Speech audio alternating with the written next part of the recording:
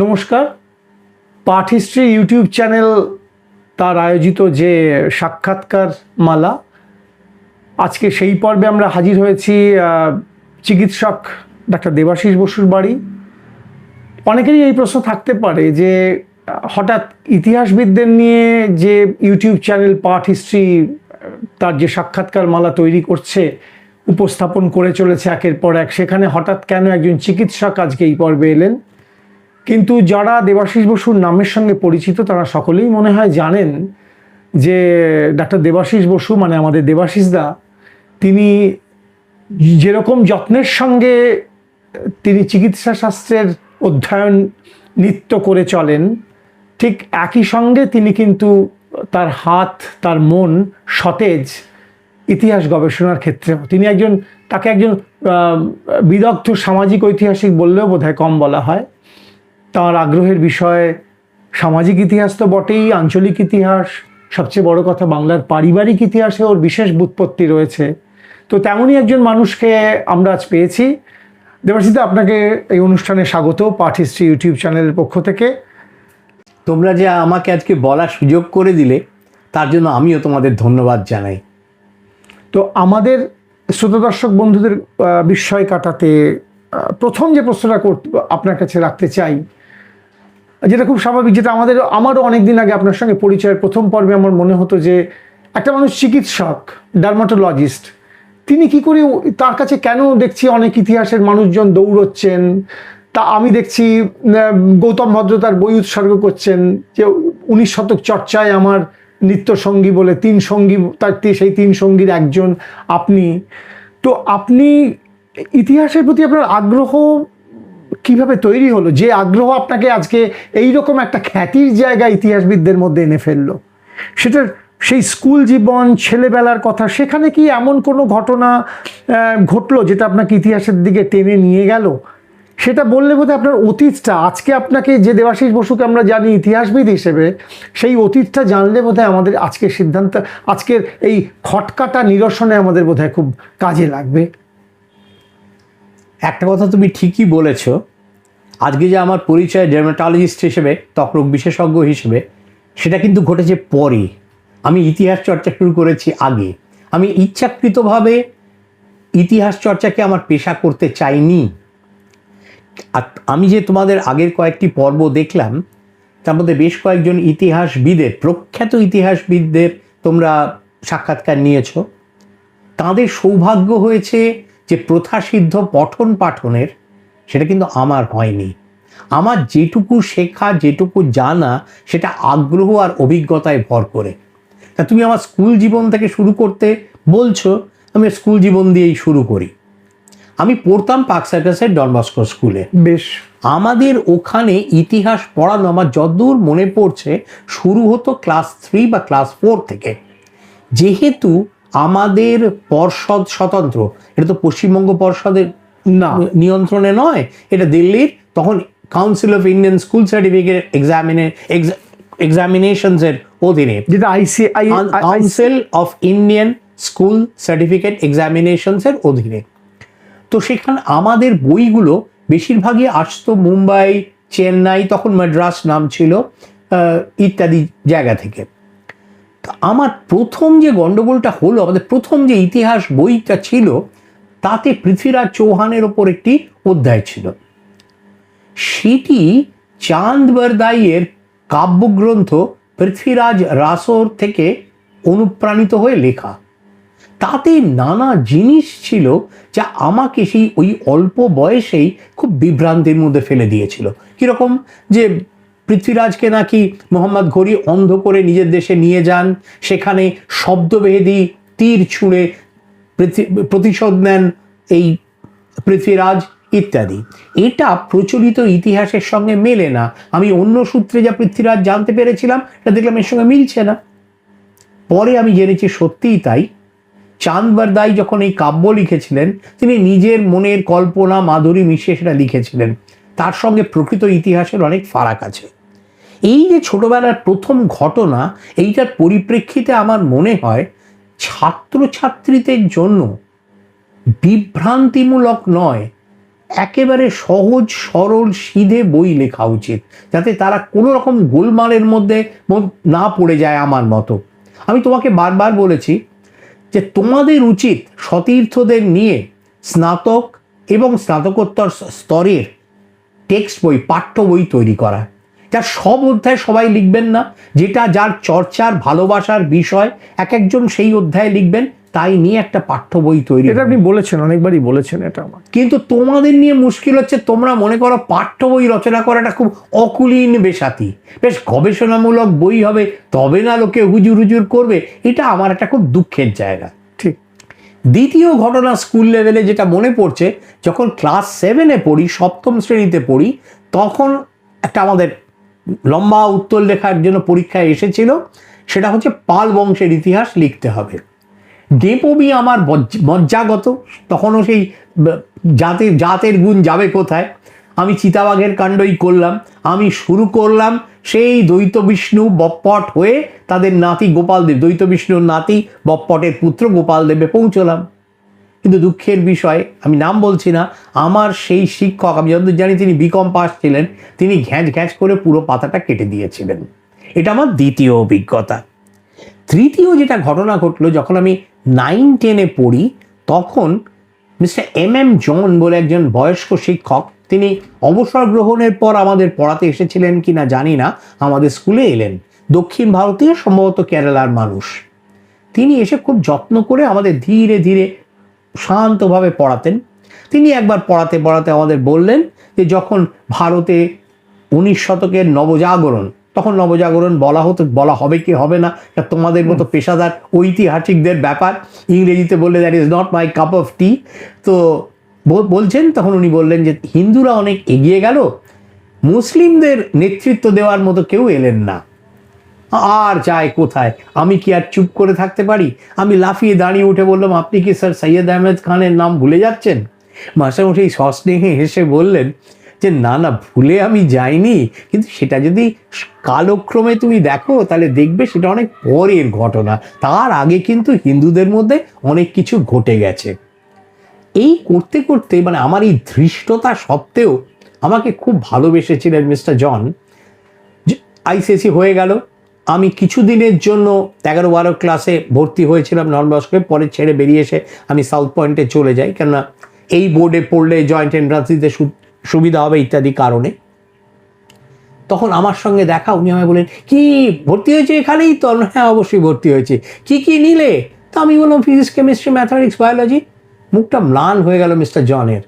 খুব দুঃখ সহকারে আমাকে বললেন, আমার সব প্রিয় ছাত্ররাই যদি ইতিহাস ছেড়ে বিজ্ঞান পড়তে চলে যায়, আমি পড়াবো কাদের?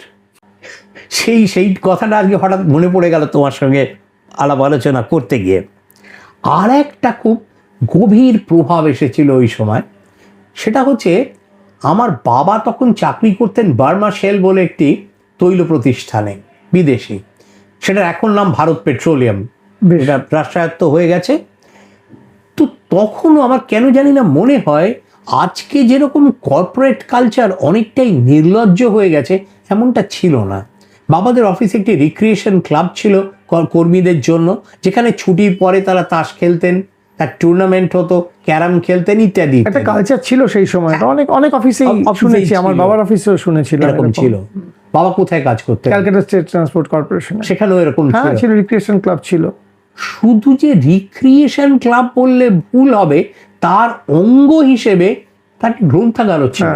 একদম আনতেন, আমি পড়েছি সেই আমার মনে আছে চিতা বন্যিমান, ফাল্গুনি এইসব বই আনতেন, আমি ছোট লুকিয়ে লুকিয়ে পড়েছি, সেটা এখনো মনে আছে আমার। তার চেয়েও বিস্ময়কর যেটা, সেই গ্রন্থাগারের আবার একটা বালক কিশোর, শিশু কিশোর বিভাগ ছিল। ফলে যেটা হতো, বাবা যেরকম মায়ের জন্য গল্পের বই আনতেন, আমার জন্য বই এনে দিতেন। এই আনতে আনতে একবার একটা বই নিয়ে এলেন, দেব সাহিত্য কুটির প্রকাশিত, মধুসূদন মজুমদারের লেখা সোনার ভারত।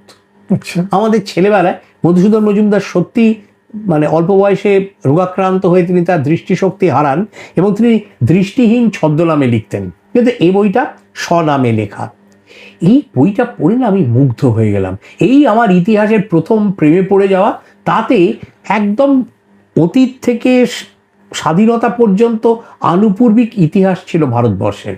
বইটা এত ভালো লেগেছিল, আমি বারবার বাবাকে নিয়ে আসতে বলতাম, বাবা রিনিউ করে নিয়ে আসতেন। কিন্তু হলে কি হবে, যতই যেতে নাহি দিব বলা যাক না কেন, যেতে শেষ পর্যন্ত দিতেই হয়। নিশ্চয়ই। তাই একটা সময় সে বইয়ের মায়া আমায় ছাড়তে হলো। এবার ক্লাস 3 কেটে গেল, আমার জন্ম তখন, বছর আমাদের শুরু হতো জানুয়ারি মাসে, ক্লাস শুরু হতো, আর আমার জন্ম একদম জানুয়ারি গোড়ায়, 5ই জানুয়ারি ক্লাস 4-এ উঠবো। এমন সময় আমার মাসি, তিনি আবার ইতিহাসের স্কুল শিক্ষিকা ছিলেন, তিনি আমায় বললেন, তুই তো বই পড়তে খুব ভালোবাসিস, তোকে একটা বই কিনে দেবো জন্মদিনে, কি বই নিবি বল, তোর মেসোমশাই নিয়ে গিয়ে কিনিয়ে দেবেন। মেসোমশাই আমাকে নিয়ে গেলেন শ্যামবাজারের মোড়ে, ওই ট্রাম ডিপো থেকে একটু আর একটু মোড়ের দিকে এগিয়ে গেলে ডান দিকে মানে তোমার পূর্ব দিকের ফুটপাতে একটা দোকান ছিল, সেই বইয়ের দোকান, সেটা নিয়ে গেলেন। তা বইয়ের দোকানে যিনি ছিলেন তিনি, হ্যাঁ বলো বাবা, তোমায় কি বই দেবো, আমি কিরকম বই দেখবে? আমি ফরফর করে বললাম যে আমি দেব সাহিত্য কুটিরের মধুসূদন মজুমদারের লেখা সোনার ভারত কিনবো। তিনি একটু অবাক হয়ে গেলেন যে একদম ঠিক করে এসেছে কোন বই কিনবে। সে বই আজও আমি সযত্নে রেখে দিয়েছি, না এত ভালো লেগেছিল বইটা। স্কুল জীবনে মোটামুটি এইটুকুই। বাড়ির দিক থেকে কোনো প্রভাব? বাড়ির দিক, স্কুল তো গেল, স্কুলের একটা প্রভাব গেলে, আপনি মিস্টার জনের কথা বললেন, বাস আপনার যে মাস্টারমশাই যিনি সেই পাল সাম্রাজ্যের ওটা কেটে দিলেন। কিন্তু অনেক সময় তো দেখেছি আপনার ব্যক্তি জীবন, যে আপনার স্কুল মাসে ইতিহাস পড়াতেন, ঠিকই এরকম একটা, বা এরকম, যদি আমি এটা একটা জাস্ট আমার সাধারণ জ্ঞান থেকে বললাম, কমন সেন্স থেকে মনে হলো, কিন্তু এরকম কি পারিবারিক দিক থেকেও কোনো প্রভাব ছিল কোনো? দেখো, দুদিকে দুরকম ধারা ছিল।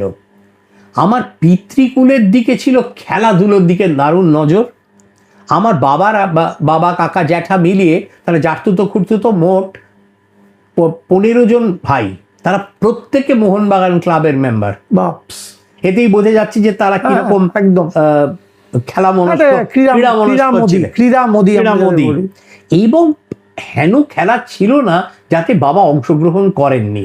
তুমি যখন আজকে বেরোবে, আমি তোমায় দেখাবার চেষ্টা করবো, বাবার এখনো প্রচুর ট্রফি আমার আলমারিতে রাখা আছে, এবং বাবার প্রচুর পদক, সেগুলো সোনার উপর হয়তো, সেগুলো আমার কাছে আছে। তো এই ব্যাপারটা কিন্তু আগে থেকে ছিল না, মানে আমার জন্ম থেকে যদি অনেকটা পিছিয়ে যাই তাহলে ছবিটা অন্যরকম ছিল। আমি যখন জন্মাচ্ছি তখন বাড়িতে গোটা কয়েক পুস্তিকা ছিল। একটা মনে আছে, ক্লেমেন্ট অ্যাটলির অভিভাষণ, ভারতের শাসনতান্ত্রিক পরিবর্তন, একটা ছোট্ট পুস্তিকা।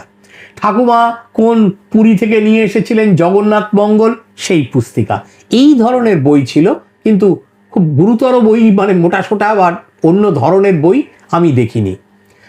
কিন্তু নীলরতন ঘোষ, আমাদের যে পিতৃভূমি, সে গ্রামটির নাম ছোট জাগুলিয়া, উত্তর চব্বিশ পরগনা, বারাসাতের কাছে, আরও ঠিক করে বলে বামুনগাছি স্টেশনে নেমে যেতে হয়। সেই গ্রামের ইতিহাস লিখেছেন নীলরতন ঘোষ। তিনি তার মধ্যে লিখেছেন যে আমাদের বাড়ির বাইরের অংশে একটা গ্রন্থাগার তৈরি করে দিয়েছিলেন আমার প্রপিতামহরা, এবং তাতেই নাকি 7,000 বই ছিল। এটা কিন্তু আমার পরিবারের কেউ বলছে না, আমি বলছি না, কাজে আমি বলতে পারি যে একজন নিষ্পৃহ বাইরের লোক বলছেন, কাজে অনেকটাই বিশ্বাসযোগ্য হওয়ার সম্ভাবনা আছে। এবং সেই লাইব্রেরিটি আমার প্রপিতামহের নামে একটা সময় হরনাথ লাইব্রেরি বলে চিহ্নিত ছিল। সে লাইব্রেরির আজকে চিহ্ন মাত্র নেই। দ্বিতীয় হচ্ছে, বাবার মুখে শুনেছি, আমাদের পরিবার ছোট জাগুলিয়া থেকে গোয়া বাগানে চলে এলো, আমাদের নাম হলো গোয়া বাগানের বোস। সেখান থেকে 166 নম্বর আপার সার্কুলার রোড, এখন আচার্য প্রফুল্লচন্দ্র রোডে চলে ঠিকানা হয়ে গেছে, এবং সেটা অনেক টুকরো হয়ে গেছে, পার্টিশন হয়ে, ভাগাভাগি হয়ে, কিন্তু অবিভক্ত অবস্থায় সেটা ছিল 166 নম্বর আপার সার্কুলার রোড। আর একটা খুব চাঞ্চল্যকর ব্যাপার, সেটা হচ্ছে একটা সময় বাড়িটা ভাড়া খাটতো, আর ওরা থাকতেন একান্নবর্তী পরিবারে সেই গোয়া বাগানে। আমাদের ওই সময় ভাড়াটে ছিলেন হরেন্দ্রনাথ গুপ্ত, তিনি একজন শিল্পী। তার কন্যা তার স্মৃতিকথায় এই বাড়িটার কথা লিখে গেছেন, সেই কন্যার নাম আশাপূর্ণা দেবী। আরে বাস, এখন আমার সৌভাগ্য যে সেই বাড়িতে অন্তত কয়েক বছর আমার ছেলেবেলা কেটেছে, বছর 7। তো যাই হোক, এই বাড়িতে বাবার মুখে শুনেছি একটা লাইব্রেরি ছিল। আমিও দেখেছি খান্না সিনেমা থেকে শ্যামবাজারের দিকে যেতে বাঁদিকে, কি একদম বাঁদিকে, নলিন সরকার স্ট্রিটের পরে যে রাস্তা, তার মোড়ে। তো বাবার মুখে শুনেছি এই বাড়িতে নাকি একটা লাইব্রেরি ছিল এবং সেটার নাম বোসেস রিডিং লাইব্রেরি। কিন্তু সে বাড়ি ওই ভাগাভাগির পর বই কোথায় গেল জানি না। 1970 সালের একটু আগের ঘটনা, 70 সালে ওই বাড়ি থেকে আমরা চলে আসি যখন আমি 4-এ পড়ি, 4-এর মাঝামাঝি। তো তখন একদিন খুব আলোচনা হচ্ছে, ওখানে বড়রা আলোচনা করছেন, কারণ নকশাল আন্দোলন খুব তীব্র আকার ধারণ করেছে। প্রেম পূজারী ফিল্ম উপলক্ষে খান্না সিনেমায় চলছিল। শিকদার বাগান থেকে আমি রাস্তায় খেলছিলাম, শিকদার বাগান, দেবানন্দের প্রেম পূজারী আমি খেলছিলাম বাড়ির উল্টো দিকের বাড়িটা নিচে।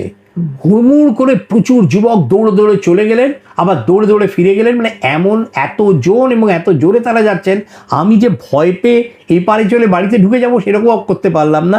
পরে শুনেছিলাম তারা গিয়েছিলেন প্রেম পূজারী যে চলচ্চিত্র চলছে সেখানে আগুন দিতে। এইরকম যখন কোন সময় হবে এটা সাল? এটা আমার ধারণা 68-69 সাল বলেই মনে হচ্ছে, মানে 70 দশকের। হ্যাঁ, কারণ 70-এ বলছি মাঝে 30 মে 30শে মে আমরা ওখান থেকে বালিগঞ্জ ফাঁড়িতে চলে আসি। তার আগের ঘটনা এটা। তো সেই সময় একদিন সব বড়রা আলোচনা করছেন আর আমি দলপতি ছিলাম, বললাম চিরকালের ডেপো। তো ওইখানে আমার যারা সমবয়সী তাদের আমি বোঝাচ্ছি মার্ক্সবাদ কি, লেনিনবাদ কি, নকশালরা কি বলতে চায় ইত্যাদি। তা আমার এক জ্যাঠামশাই ফিক করে হেসে ওপরে উঠে গেলেন। তিনি নেমে এসে একটা বই দিয়ে বলেন, এই বইটা দেখ। আমি খুলে দেখি সে history of the Bolshevik revolution. তা আমি আশ্চর্য হয়ে গেলাম যে এইরকম একটা বাড়ি, মানে আমাদের ভাগে পড়েনি, অন্য কারো ভাগে পড়েছে, বইটা এখানে ছিল। আমি আজও ভাবি যে আমার ঠাকুরদা স্থানীয় লোকেরা বই কিনেছিলেন কেন? বিস্ময়। তাদের কি তাহলে বলশেভিক আন্দোলনের বিষয়ে আগ্রহ ছিল? কাজে এটা হচ্ছে পিতৃকুলের দিকটা, এর বেশি পিতৃকুলের দিকে বই পড়ার ব্যাপারটা ছিল না। মানে আমার সময় তো একেবারেই নিবদ্ধ হয়ে এসেছে। মামাবাড়ির দিকটা একদম উল্টো। আমার দিদিমা বিয়ে হয়ে এলেন, তখন তারা দর্জিপাড়ায় থাকেন, শ্বশুরবাড়ি 8-1 নীলমণি মিত্র স্ট্রিট। দিদিমার যে বাপের বাড়ি, সে বাড়ি তুমি চেনো। কেন চেনো? তুমি কখনো যাওনি কিন্তু চেনো। তার কারণ হচ্ছে এটি সেই বাড়ি যে বাড়িতে আকালের সন্ধানে এবং ফেরার শুটিং হয়েছে। সে বাড়িতেও বিশাল একটা লাইব্রেরি ছিল, ফ্যামিলি রিডিং লাইব্রেরি, দিদিমার জ্যাঠামশাই তৈরি করেছিলেন। তাতে বিচিত্র সব বই ছিল, তার কিছু ধ্বংসাবশেষ আমার কাছে আছে। তো কিন্তু সেগুলো ছোট ছেলে মেয়েদের পড়ার অধিকার ছিল না। ফলে দিদিমার যখন ওই 13-13.5 বছর বয়সে বিয়ে হয়ে তিনি আসছেন, তখন কিন্তু ওই বইয়ের স্বাদ তিনি গ্রহণ করে আসেননি, মানে পড়তে দেওয়া হতো না। এবার তিনি তো এলেন, শাশুড়ি অসুস্থ, মোটাসোটা ছিলেন, খুব যে কাজের নয়, মানে কাজের নয় বললেই চলে, কিন্তু অসাধারণ বিদ্যোৎসাহী। তিনি মাঝে মাঝে বলতেন, সেজ বৌমা যাও তো হেমবাবুর বৃত্রসংহার কাব্যটা নিয়ে এসো তো, আমি 5ম সর্গটা মুখস্থ বলে যাই। মানে এমন স্মৃতিশক্তি, তিনি হুবহু বলতে পারবেন। তো দিদিমা তো এই পরিবেশে পড়লেন। একদিন শাশুড়ি বৌমাকে জিজ্ঞেস করলেন, বলো তো সেজ বৌমা, মনে করি করি করি কিন্তু হয় হয়, এটার মানে কি? তো তাজ্জব, দিদিমা কিছুই বলতে পারলেন না। রাতে শুতে গিয়ে খুব মানে দুঃখিত মুখে দাদামশাই বললেন, তুমি এই কথাটা বলতে পারলে না? দিদিমা বললেন, কি মানে বলবো, এ তো উদ্ভট কথা, মনে করি করি করি কিন্তু হয় হয়, এর মানে কি? বলে, একজন শিল্পী বলছে সে তৈরি করতে গিয়েছিল একটা হস্তিনীর মূর্তি, করি মানে হস্তিনী, কিন্তু হয়ে গেছে ঘোড়া, হয় হচ্ছে ঘোড়া। তাই মনে করি করি করি, মনের বাসনা ছিল যে সে হস্তিনী তৈরি করবে, হয়ে গেল ঘোড়া। তা এইরকম পরিবেশ ছিল। কেন এরকম ছিল তার কারণটা হচ্ছে মায়ের এই ঠাকুমা, তিনি মাইনার পরীক্ষায় একটা গিনি পুরস্কার পেয়েছিলেন, পারিতোষিক পেয়েছিলেন বলা যেতে পারে। কাজে তাদের বাড়িতে খুব লেখাপড়ার চর্চা ছিল। কেন? তার ঠাকুরদা খুব বিদ্যোৎসাহী ছিলেন। মানে আমার মায়ের যে ঠাকুমা, তার ঠাকুরদা, তার নাম ছিল হরিশ্চন্দ্র রায়চৌধুরী। এই হরিশ্চন্দ্র রায়চৌধুরী সেজ ছেলে হচ্ছেন আচার্য প্রফুল্লচন্দ্র রায়। আর আমার দাদামশাই যিনি, তার নাম জ্ঞানেন্দ্রচন্দ্র রায়চৌধুরী। ফলে এদের বাড়িতে যেহেতু একটা বিদ্যাচর্চার ব্যাপার ছিল, সেইটা নেমে এসেছিল এই মেয়ের মধ্যে, আমার মায়ের ঠাকুমার মধ্যে, এবং তার ছেলে মেয়েরাও সেটা অনেকটাই ধরে রেখেছিলেন। আচার্য প্রফুল্লচন্দ্র রায়ের যে স্মারক গ্রন্থটি কলকাতা বিশ্ববিদ্যালয় থেকে প্রকাশিত হয়, তাতে দেখবে একটি অধ্যায় সুনীত কুমার ঘোষের লেখা, তিনি মায়ের জ্যাঠামশাই। আচ্ছা, তিনি বলছেন আমার শেষ দাদামশাই বলে তিনি লিখছেন। তাতে দেখবে যে তার কি পাণ্ডিত্য ছিল। আমার দাদামশাইও অত্যন্ত গ্রন্থপ্রেমী ছিলেন, তার কাছে প্রচুর বই দেখেছি। বেঞ্জামিন ফ্র্যাঙ্কলিনের আত্মজীবনী তার কাছেই প্রথম দেখি।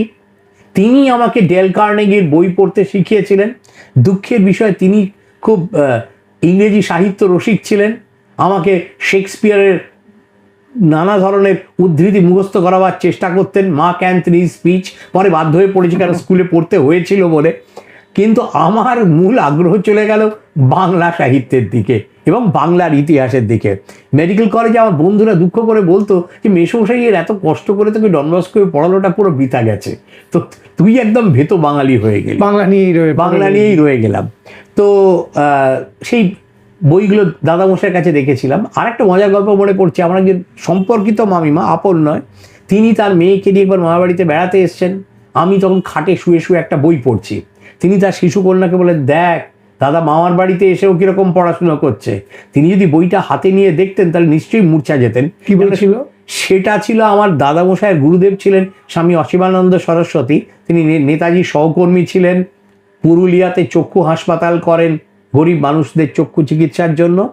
এটা তার আত্মজীবনী, আমি সেটা পড়ছিলাম। My goodness. তো এইটা ছিল মামার বাড়ির প্রভাব। কিন্তু ইতিহাস চর্চাটার দিকে যে আমার ভালোবাসা গেল বা ইতিহাস প্রেম যদি বলো, সেটা হলো ওই শ্যামবাজারের বাড়ি থেকে বালিগঞ্জ ফাঁড়িতে স্থানান্তরে ধাক্কা দিয়ে। এই ধাক্কা কেন বলছেন ওখান থেকে, মানে বালিগঞ্জ ধাক্কা বলছেন কেন? সেটা ধাক্কা বলছি এই জন্য, মানে দক্ষিণের আকর্ষণ তো মানুষের খুব থাকে। হ্যাঁ, দক্ষিণ কলকাতার নিশ্চয়ই। উত্তরের এখন তো যেটা আমাদের ট্রেন্ড দেখতে পাই খুব, হ্যাঁ মানে ইংরেজিতে বললে আনফ্যাশনেবল। হ্যাঁ, এটা খুব উত্তরে ঘিঞ্জি ডার্টি একটা ভীষণ একটা জায়গা। তো আপনি বলছেন সেটা ধাক্কা।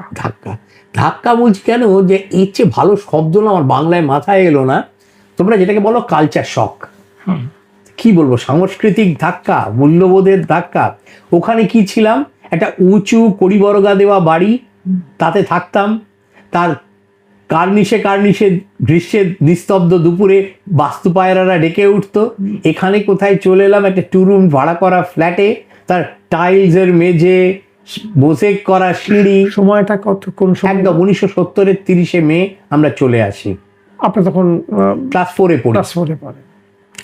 এইবারে যে ধাক্কাটা লাগলো সেটা হচ্ছে, প্রথমত আমি আমার সমস্ত পুরনো বন্ধুদের ফেলে এলাম, একদম। দ্বিতীয়ত হলো না, কিন্তু পুরনো বন্ধুদের যে আপনি ফেলে এলেন, কিন্তু তারা তো আপনার সঙ্গে ডন বস্কোয় পড়ছে সবাই। না, তারা তো স্কুলের বন্ধু আর পাড়ার বন্ধুরা, যাদের সঙ্গে বিকেলবেলা খেলতাম, তারা তো চিরদিনের জন্য আমার জীবন থেকে হারিয়ে গেল। এটা হচ্ছে একটা দিক। আর একটা জিনিস, তোমরা হেসো না, রবিবার আমাদের না বাড়িতে হিঙের কচুরি খাওয়া হতো আর জিলিপি খাওয়া হতো। আমি প্রতি রবিবার বাবার কাছে ঘ্যান করতাম, আমাকে শ্যামবাজারে নিয়ে চলো, আমি হিঙের কচুরি আর জিলিপি খাবো। হরিদাস পদক নয়, আমাদের বাড়ির পিছনেই শিকদার বাগানের মুখটায় গণেন্দ্র মিত্র লেনের মোড়ে রাজলক্ষ্মী মিষ্টান্ন ভাণ্ডার ছিল। যখন কচুরি ভাজা হতো, সে হিং আর আদামৌরির গন্ধে সারা পাড়া মাতোয়ারা হয়ে যেত। সেসব ছেড়ে দিয়ে চলে আসতে হলো। এটা হচ্ছে একটা দিক। তো এইটা আমাকে কেমন জানি স্মৃতিমেদুর করে দিল। তো একটা স্মৃতিমেদুরতা বা এই যে অতীতকে খোঁজার একটা প্রবণতা বোধহয় আমার মধ্যে আগে থেকেই ছিল। দুটো ঘটনা বলি। বাবার হাত ধরে ছোটবেলায় বেড়াতে যেতাম, আমরা চলে এসেছি 10 বছর বয়সে। এটা আমার 5-6 বছর বয়সের পরের ঘটনা নয়, এরকম আবঝা মনে আছে। হেদুয়ায় বাবা বেড়াতে নিয়ে গেছেন, বাবার হাত ধরে গেছি হেদুয়ায় বেড়াতে। একদম উত্তর পশ্চিম কোণে সেই পার্কে যে ঠেলে দিয়ে ঘুরে আবার ঢোকা যেত, সেইরকম একটা গেট ছিল, ফটক ছিল। তার মধ্যে বাবার পিছন ঢুকেই সেদিন দেখলাম সামনে একটা মূর্তি, একজন বাঙালি ভদ্রলোক ধুতি চাদর পরিহিত, তার মর্মর মূর্তি, তিনি বসে আছেন। আমি বাবাকে বললাম, এটা কার মূর্তি বাবা? বাবা বললেন, এটা বটকৃষ্ণ পালের মূর্তি, ওকে সবাই বিকে পাল বলে। এবং বললাম, বাবা আমি তো কখনো নাম শুনিনি, এত তো নেতাজি, স্বামীজি, রবীন্দ্রনাথের নাম শুনেছি, ওর নাম তো শুনিনি। বাবা তখন বলেছিলেন, ওর নামটা ঢাকা পড়ে গেছে। আমি সঙ্গে সঙ্গে একটা কথা বলেছিলাম, এইটা স্মরণ করলেই না আমার নিজের সম্বন্ধে নিজের অবাক লাগে। আমি বলেছিলাম, আচ্ছা বাবা, আমি যদি ঢাকনাটা ছিঁড়ে দিই, আমার এটা খুব অবিচার লেগেছিল। এরকম একটা কৃতবিদ্য লোক, তার এত বড় একটা মার্বেলের স্ট্যাচু সর্বসমক্ষে রয়েছে, আর তার নামটা ঢাকা পড়ে গেছে, এটা কি করে হতে পারে? আমি যদি ঢাকনাটা ছিঁড়ে দিই। শেষ পর্যন্ত কিন্তু ভাগ্যের পরিহাস নাকি এটা ভাগ্য আগে থেকেই ঠিক করে রেখেছিল, আমি তাতেই গেলাম। আমি এই যত হারিয়ে যাওয়া মানুষদের খুঁজে খুঁজে যখন বার করি, তখন এই ঘটনাটা মনে পড়ে। আর দ্বিতীয় যেটা হয়, ঠাকুমার মুখে একবার শুনেছিলাম বোসেরা নাকি নিঃসন্তান হয় না। কেন নিঃসন্তান হয় না? আচ্ছা, ঠাকুমা আমার মাকে বলছিলেন, জানো তো আমরা হচ্ছে হংস বোসের বংশ, হাঁসেরা তো কখনো বাঁজা হয় না, তাই বোসের ছেলে পুলে নেই, এ খুব কম দেখবে তুমি, এ হয় না। আমার খুব খটকা লেগেছিল, আচ্ছা হংস বোস কি করে হবে? মানুষ কি কখনো হাঁস হয়? এর মানে বোঝা গেল না কিছু। আর দ্বিতীয় হচ্ছে, বাবা আমায় বলেছিলেন আমাদের বংশের আদি পুরুষ হচ্ছেন দশরথ বসু, সব বসেরা নাকি সেই দশরথ বসুর বংশধর, আর দশরথ বসুর যেহেতু গৌতম গোত্র ছিল, সেই জন্য তাই আমাদের সবার গৌতম গোত্র। এর একটা ব্যতিক্রমী ঘটনা সম্প্রতি শুনলাম, আমাকে যাচাই করতে হবে। আনন্দমোহন বসুর পরিবার নাকি এর ব্যতিক্রম, তাঁদের নাকি কৃষ্ণাত্রেয় গোত্র। আচ্ছা, এটা আমাদের সিটি রাত্রি যে আনন্দমোহন বসু ব্রাহ্ম নেতা, হ্যাঁ ব্রাহ্ম, ফেডারেশন হলের প্রতিষ্ঠাতা বলতে পারি। কৃষ্ণাত্রেয় গোত্র আমি শুনলাম, আমি সত্যি মিথ্যে জানি না, খোঁজ নিতে হবে। তো এটা একটা ব্যতিক্রম, নিশ্চয়ই এটা খুব চাঞ্চল্যকর ব্যতিক্রম, কোনোদিন জানতাম না। তো বলেছিলেন, তা আমার খালি মনে হতো এই হংস বোস আর দশরথ বোস লোক দুটো কে, একটু খুঁজে বার করতে হবে। সেই থেকে মনে লেগে আছে খটকা। তো এই দুটো মনের মধ্যে ছিল। এইবার এখানে এসে আমি বাবাই খালি হতো, বাবা তুমি যে বলো ওই বাড়িটা আমাদের তৈরি করতে গিয়ে, শ্যামবাজার বাড়িটা খুঁড়তে গিয়ে নাকি প্রচুর কঙ্কাল বেরিয়েছিল, এটা কি উনি সেটা দেখেছিলেন? না, বাবা শুনেছেন এটা শুনেছেন নাকি প্রচুর কঙ্কাল বেরিয়েছিল। আর দ্বিতীয়, বাবা ওটা তো তুমি বলছো হরনাথ বসু তৈরি করেছিলেন, আচ্ছা তোমরা এদিকে বলো আমরা নন্দন বাগানের বোস, আবার বলো আমরা গোয়া বাগানের বোস, আবার বলো আমরা ছোট জাগুলিয়ার বোস, আবার বলো আমরা মাহিনগরের বোস, এটা কি করে হয় বাবা? বাবা কিছু কিছু জবাব দিতে পারতেন, কিছু কিছু বাবা সচরাচর বিরক্ত হতেন না এসব প্রশ্নে, তাও মাঝে মাঝে বিরক্ত বলতে অত কিছু আমি জানি না, কি করবেন। অর্থাৎ এই একটা স্মৃতিবেদরতা আমার তৈরি হলো। এইবার আমি যেটা চেষ্টা করলাম যে আমাদের একটা বংশ তালিকা তৈরি করতে হবে, যেখান থেকে হোক খুঁজে বের করতে হবে। এই কিন্তু আমার প্রথম ইতিহাসের চত্বরে পদার্পণ। মানে পরিবারের ইতিহাস খুঁজতে গিয়েই আপনার ইতিহাসের একটা নেশা, ইতিহাসের মধ্যে ঢুকে পড়া এবং এখান থেকেই আপনার সেই সূচনাটা শুরু হলো। একদম, এটাই সূচনা তুমি বলতে পারো। তারপর আপনি সেটাকে ক্রমশ এগোলেন কি করে? আচ্ছা, এইবারে যেটা যত সহজে আমি বলছি, বিষয়টা তত সহজ হলো না। বাবা বললেন, বাবাই আমাকে মুখস্থ করিয়েছিলেন যে হ্যাঁ দেখো, আমার প্রপিতামহের ঠাকুরদা পর্যন্ত নাম আমি মুখস্থ বলতে পারতাম ছোটবেলা থেকে, তার উপরে আর জানি না। তো এবারে যেটা সমস্যা হলো, বাবা বললেন যে আমাদের একজন জ্ঞাতি ছিলেন দক্ষিণারঞ্জন বসু, তিনি আমাদের ছোট জাগুলিয়ায় পুরো বসু বংশের একটা বংশ তালিকা তৈরি করেছিলেন, সেটা নাকি আমার ঠাকুরদা, অর্থাৎ বাবা বলছেন আমার বাবা নিয়ে এসে বাবা আর মা মিলে একটা ফ্যাসে কাগজে সেটা কপি করেছিলেন, কিছু কিছু জায়গায় দেবড়ে গিয়েছিল, ব্লট করে গিয়েছিল, ব্লচ করে গিয়েছিল এইরকম। কিন্তু সেটা আমার কোনো এক জ্যাঠামশাই, কাকা তুমি আমায় দাও বলে নিয়ে গিয়ে আর ফেরত দেননি। আচ্ছা, এটা আমার ঠাকুরদার খুব একটা দুঃখের জায়গা ছিল যে সেটা আর উদ্ধার করা গেল না। পরে তিনি এসে একটা ছোট কাগজে পেন্সিল দিয়ে একটুখানি তার থেকে লিখে, কাকা এইটা তুমি রাখো। রাগের চোটে আমার ঠাকুরদা বলছেন এটা তুমি নিয়ে যাও, আমার কোনো দরকার নেই। সেই যে জ্যাঠামশাই নিয়ে গিয়েছিলেন, তিনি নিঃসন্তান ছিলেন, ততদিনে মারা গেছেন। তার দাদা আমাকে খুব স্নেহ করতেন, তাকে গিয়ে ধরে পড়লাম যে দেখুন না যদি খুঁজে পাওয়া যায়। তিনি কোথায় থাকতেন? কালীঘাটে। তখন অনেক খোঁজাখুঁজি করা হলো, খুঁজে তিনি আমাকে বহুদিন বাদে একটা কাগজ খুঁজে দিলেন। আমার ধারণা এটা সেই কাগজ যেটা আমার ঠাকুরদা প্রত্যাখ্যান করেছিলেন। তাতে পেন্সিলে 1 ফুট বাই 1.5 ফুট একটা কাগজ, তাতে মোটামুটি খসড়া করা আছে। এই প্রথম আমি বংশ তালিকাটা পেলাম। বেশ, পেয়ে দেখলাম অনেকগুলো ভাই রয়েছে, প্রতি প্রজন্মেই তো ভাই রয়েছে। আমি বাবাকে বললাম এরা কোথায় গেল? বাবা বললেন জানো না বুঝি, যে তোমায় বলেছি এদেরই তো বংশধর হচ্ছে অন্য সব বসেরা, ওই নেতাজি সুভাষ বোস এখানে কোথাও একটা হবে। আমি কোথায়? বাবা বলতে পারছেন না। এই তো আমার মাথা খারাপ হয়ে গেল, তাহলে তো খুঁজে বার করতে হবে কে কোথা থেকে বেরিয়েছে। আবার একটা ঘটনা ঘটলো। কিরকম ঘটনা, মানে আমার কিরকম মনে হয় এই ঘটনা প্রবাহগুলো বোধহয় এটাই তো এগিয়ে ক্রমশ ঢুকিয়ে দিচ্ছে আমাকে জোর করে ঢুকিয়ে দিচ্ছে, মানে আমি চাই বা না চাই। হ্যাঁ, এটা আপনার মানে এটা আপনার নিয়ন্ত্রণ নেই, নিয়ন্ত্রণ নেই এটার উপরে। তো আমার সঙ্গে ছেলে পড়তো দীপ্তেন্দু বসু বলে, সে স্বনামধন্য পরিবারের ছেলে, তখন বুঝিনি, পরে বুঝেছি। সে হচ্ছে বঙ্গবাসীর পত্রিকার প্রতিষ্ঠাতা যোগেন্দ্রচন্দ্র বসুর ছোট ছেলে মহেন্দ্রচন্দ্র বসু, তার ছেলে জয়ন্ত বসু, তার ছেলে হচ্ছে দীপ্তেন্দু। তো তার সঙ্গে আমার আলাপ হলো। আমি তো তককে তককে আছি, এদের যদি একটা বংশ তালিকা পাই তাহলে মিলিয়ে দেখবো এরা কোথা থেকে বেরিয়েছে, তাহলে বাবা সত্যি বলছে না মিথ্যে বলছে এটা মিলিয়ে নেব। মনে রেখো, আমি কেন, এটা আমার চরিত্রের ভয়ানক দোষ, আমি বিনা প্রমাণে কিছু বিশ্বাস করি না। এবং সেই জন্য আমি সবাইকে বলি, ইতিহাসে কিন্তু সাক্ষ্য প্রমাণ দিয়ে বলতে হয়, নিজে নিজে বললে কোনো কিছু হতে পারে না। তাই জন্য উৎস নির্দেশটা খুব জরুরি। এও সেই কারণে বাবা যে ঠিক বলছে এর কি প্রমাণ আছে। তখন আমি কি করে বলবো, কথাটা তো পারতে হবে দীপ্তেন্দুর কাছে। এরও সুযোগ এসে গেল। কি হলো, আমাদের গ্রেডেড ইংলিশ এক্সারসাইজ বলে একটা ইংলিশ গ্রামারের বই এলো, সেটা বোধহয় আমি তখন 7-এ পড়ি। ভালো কথা, সেটা করতে গিয়ে দেখলাম পেছনে একটা এক্সারসাইজ ছিল, তাতে বলা ছিল ট্রেস ইউর ফ্যামিলি হিস্ট্রি, কি করে ফ্যামিলি ট্রি বানাতে হয়। সুবর্ণ সুযোগ এলো, আপনার সুযোগ এসছে। আমি দীপ্তেন্দুকে বললাম, হ্যাঁ রে দীপ্তেন্দু, এই এক্সারসাইজটা যখন আসবে সেটা অনেক পিছনের দিকে, কি করে বানাবি বল দেখি।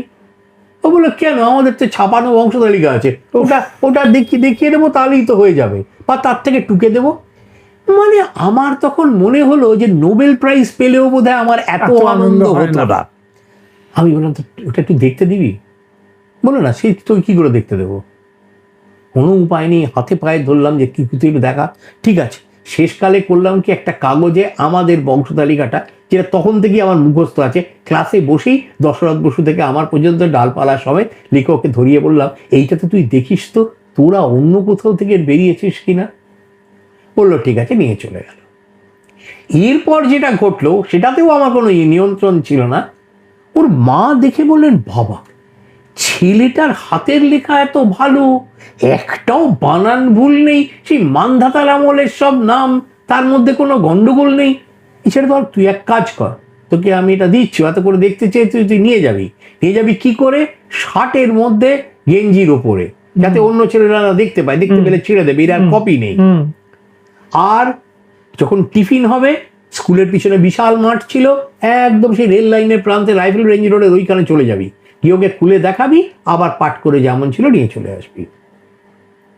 হয়ে গেল, জ্যাকপট, হিটিং দ্য জ্যাকপট।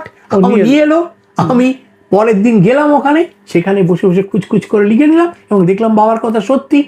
হ্যাঁ, ওদের থেকে আমাদের 17-18 পুরুষের ফারাক, কিন্তু একই বংশ, কোনো সন্দেহ নেই। এই কিন্তু সূত্রপাত চালু হওয়া শুরু হলো। আর একটা জিনিস তখন ঘটেছিল, সেটা কি, যখন আমি হন্যে হয়ে খুঁজছি, মা বলেছিলেন, ওরে তুই এমন করে খুঁজছিস, আমাদের বাপের বাড়ির কিন্তু একটা বংশ তালিকা আছে, সেটা তোকে মাকে বলবো দেখাতে। একদিন দিদিমা বার করে দিলেন, তারা আমি আলমারি থেকে খুললাম, গোল করে পাকানো, চারদিকে সুন্দর সবুজ একটা কলকা করা, ওপরে গোল একটা চাকার মতো, তাতে লেখা বাণী মন্দির অনুসন্ধান বিভাগ, ভেতরে একটা পদ্ম ফুল ফুটে আছে, আর তার নিচে জলে সাঁতার কাটছে একটা হাঁস, বাণীর মন্দির, সরস্বতীর মন্দির, হাঁস পদ্ম ফুলের নিচে সাঁতার কাটছে।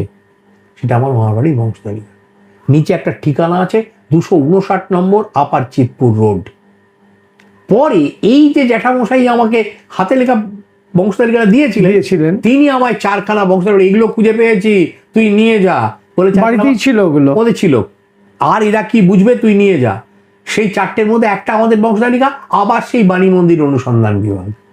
এইবার তো আমি পাগল হয়ে গেলাম, আর বাণী মন্দির অনুসন্ধান বিভাগ যেতে হবে। সে শেষ পর্যন্ত পেরেছিলেন পৌঁছতে? সেও এক আশাভঙ্গের কাহিনী। আমার দেখেছো তো, আমার সবকিছুই, মানে পৈতৃক বাড়ি চলে গেল, সেখানে ইতিহাস প্রেম এলো। এই যতবার গেছি না, একদিকে যেরকম ভাগ্য একটা করে চুষি কাঠি ধরিয়ে দিয়েছে, আর একদিক থেকে আশাভঙ্গ হয়েছে। কিছু মনে পড়ে যাচ্ছে এগুলো, কবিতা টবিতা গান টান? না, আপনার তো সবেতেই বুৎপত্তি, আপনি তো বাংলাতেও তখন এরকম বলতেনি, দুঃখের তিমিরে যদি জলে তবে মঙ্গল আলোক তবে তাই হোক। আমার এই দুঃখের তিমিরের মধ্যেই আলোগুলো জ্বললো একটা একটা করে। কিরকম? ক্লাস 8-এ পড়ি, যাবো কোথায় কি বলে বালিগঞ্জ ফাড়ি, আর বাড়িমন্দির কোথায় অফিস ছিল ওদের? এদের 259 নম্বর আপার চিতপুর। আপার চিতপুর তো রবীন্দ্র সরণি হয়ে গেছে, কি করে খুঁজে বার করবো? এই বাবাকে জিজ্ঞেস করি, কাকে জিজ্ঞেস করবো, আমাকে জিজ্ঞেস করি, তারা বললে দেখো ঠিকানাটা দেখে মনে হচ্ছে এটা কুমোরটুলি অঞ্চলে হবে।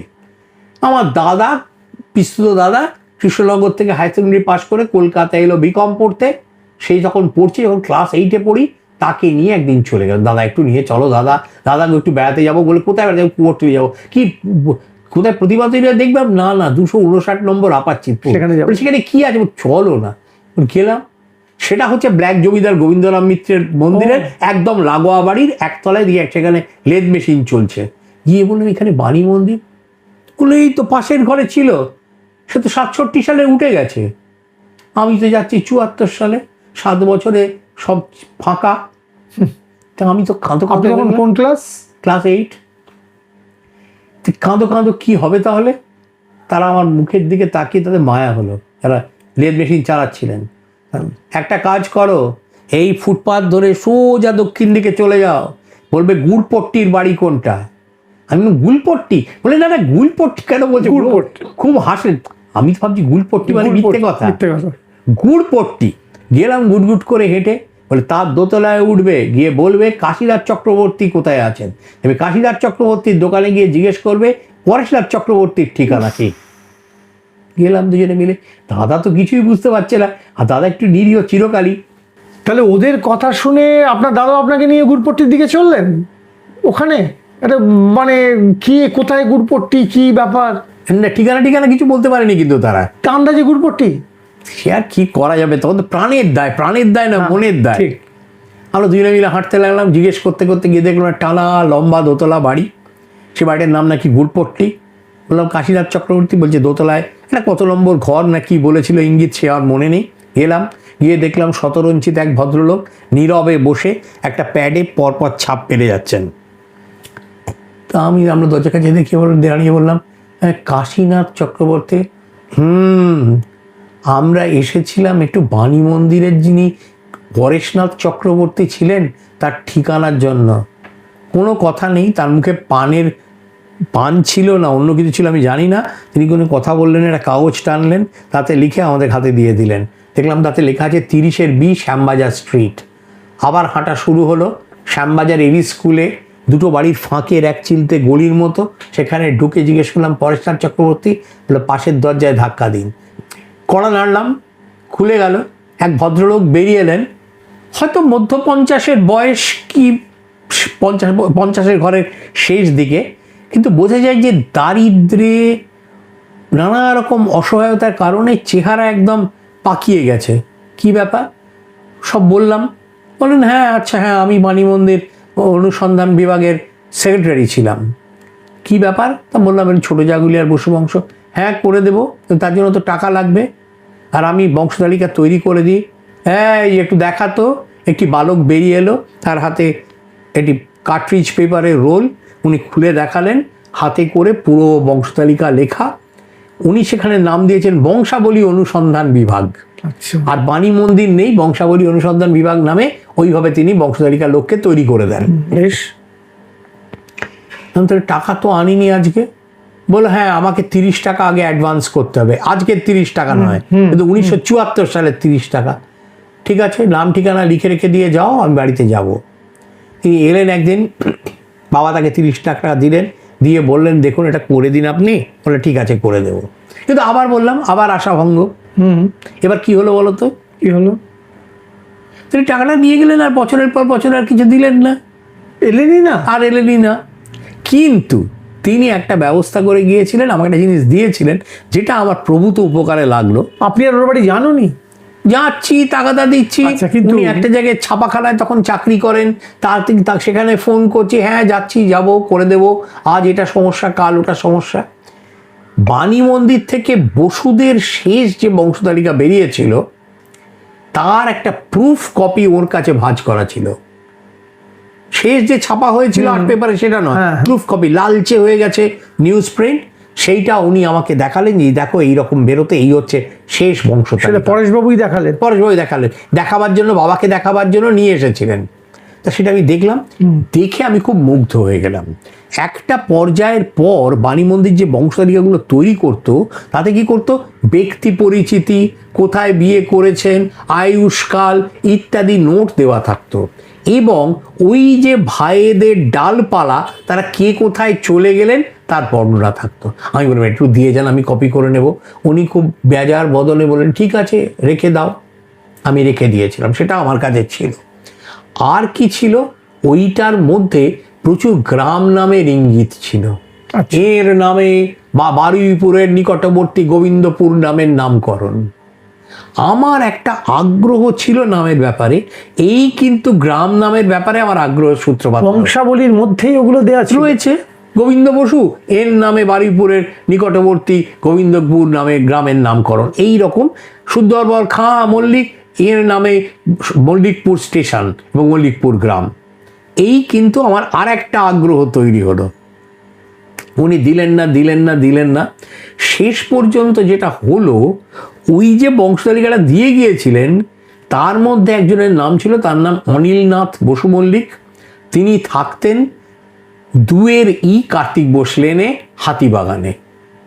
কথায় কথায় আমাকে এই পরেশবাবুই বেফাঁস বলে ফেলেছিলেন যে এই অনিল বাবুই বাণী মন্দির যখন উঠে যায় তার ঝর্তি পড়তি যা ছিল সব কিনে নিয়েছিলেন। এইবার কি বলে ফেলেছিল? কথায় কথায় বলে ফেলেছিলেন, পদবিটা বলেননি, কিন্তু অনিল বাবু হাতিবাগান বলেছিলেন। আমি তাই তো অনুমান করলাম নিশ্চয়ই ইনি সেই অনিল বাবু। আমি সেই বাবাকে নিয়ে অনিলবাবুর কাছে গিয়ে হাজির হলাম। তিনি সাময়িকভাবে তখন ওই বাড়ি ছেড়ে রাজা দীনেন্দ্র স্ট্রিটে একটি বাড়ির একদম ছাদের উপরে থাকতেন। তাঁর কাছে গিয়ে দেখি, তখন আপনার 8-9ই হবে আপনার, তখন ওই 8-এর জায়গায় তখন ওই 9 বা বড় 10 হয়নি, 9। গেলাম, গিয়ে সেখান থেকে আমাদের যে বংশতালিকাগুলো কপি করার সেগুলো কপি করে নিয়ে এলাম। তার জন্য বেশ ভালো মতোই টাকা নিলেন অনিলবাবু, কিন্তু আমার অনেকটা কাজ উদ্ধার হলো। এটা গেল একটা পর্ব, এটা মিটে গেল। এবং এইটা যখন চলছে তার আগে আমাদের স্কুলে একটি ছেলে পড়তো আমার পরের ক্লাসে, তার নাম পার্থসারথী দত্ত। তাকে দিয়ে একটা অন্য আগল খুলে গেল। কিরকম খুলে গেল? মানে পার্থ প্রতিবার বাংলায় ফেল করত, আর আমার তো বললাম ইংলিশ মিডিয়ামে পড়াটাই কাল হলো, আমার আগ্রহ হলো বাংলায়। আমি তাকে বলেছিলাম যে তুমি টিফিন টাইমে এসো। কি করে আলাপ হয়েছিল আজ আর মনে নেই, এবং পার্থও আত্মহত্যা করেছে, সে আজ জীবিত নেই যে তাকে আর জিজ্ঞেস করবো। পার্থকে বললাম যে তুমি যদি একবার টিফিন টাইমে আমার কাছে বসো, আমি একটু একটু করে তোমায় বাংলা পড়িয়ে দেবো। এই করতে করতে সে বাংলায় পাশ করতে শুরু করলো। আচ্ছা, তখন তার মা আমাকে ডাকলেন, তো ঝাউতলা রোডে তখন মামার বাড়িতে থাকে, বললেন যে দেখো তুমি তাহলে ওকে টিউশন দাও। তা মা আমাকে বাবাকে দিয়ে জোর করিয়ে ছোটদের বিশ্বকোষ কিনিয়ে দিয়েছিলেন, ক্ষিতেন্দ্রনারায়ণ ভট্টাচার্যর লেখা। এবার যেটা বলবো সেটা তুমি রাগ করো না বাপু, হ্যাঁ তুমি তো পড়াও। তাতে বিষ্ণু শর্মার গল্প ছিল যে পঞ্চতন্ত্রে নীতি, হ্যাঁ, তাতে বিষ্ণু শর্মা বলেছিলেন রাজাকে যে আমি বিদ্যা বিক্রি করি না। ওটা আমি শিখে রেখেছিলাম। আমি ওকে বললাম আমি বিদ্যা বিক্রি করি না, আমি পড়াবো কিন্তু বিনা পয়সা, আমি পয়সা নেব না।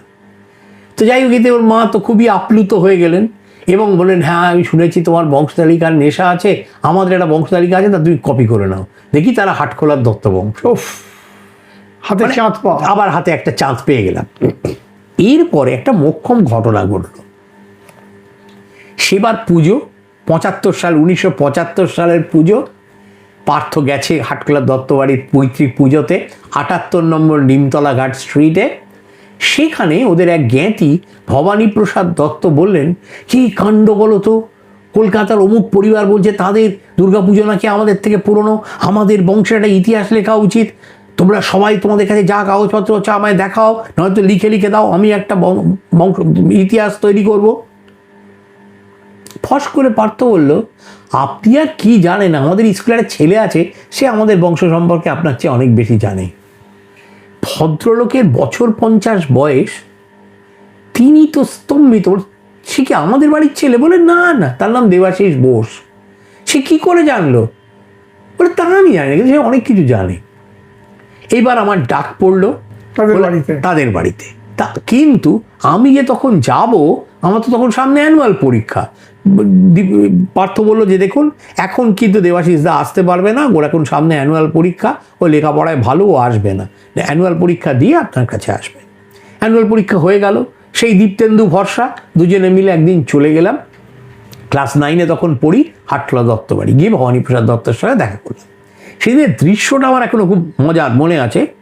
উনি একটা অয়েল পেন্টিং রেস্টোর করছিলেন, কেন ভবানী প্রসাদ দত্ত পেশায় কমার্শিয়াল আর্টিস্ট ছিলেন, খুব ভালো অয়েল পেন্টিং রেস্টোর করছিলেন। পরে জানতে পেরেছি সেটা শ্যামবাজারের যে ঘড়িওয়ালা বাড়ি আছে, তারই আর এক শরিক, যার নাম বিপিন মিত্র লেন, সে বিপিন মিত্রের অয়েল পেন্টিং, দেশবন্ধু পার্কের উল্টো দিকে বিপিন মিত্র লেন, সেই বিপিন মিত্রের অয়েল পেন্টিং রেস্টোর করছিলেন। কি ভাই?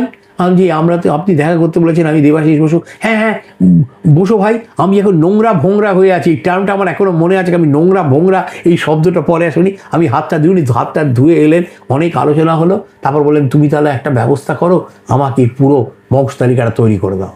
আমি অনিলবাবুর কাছে গিয়ে কপি টপি করে ওকে বংশ তালিকা তৈরি করে দিলাম।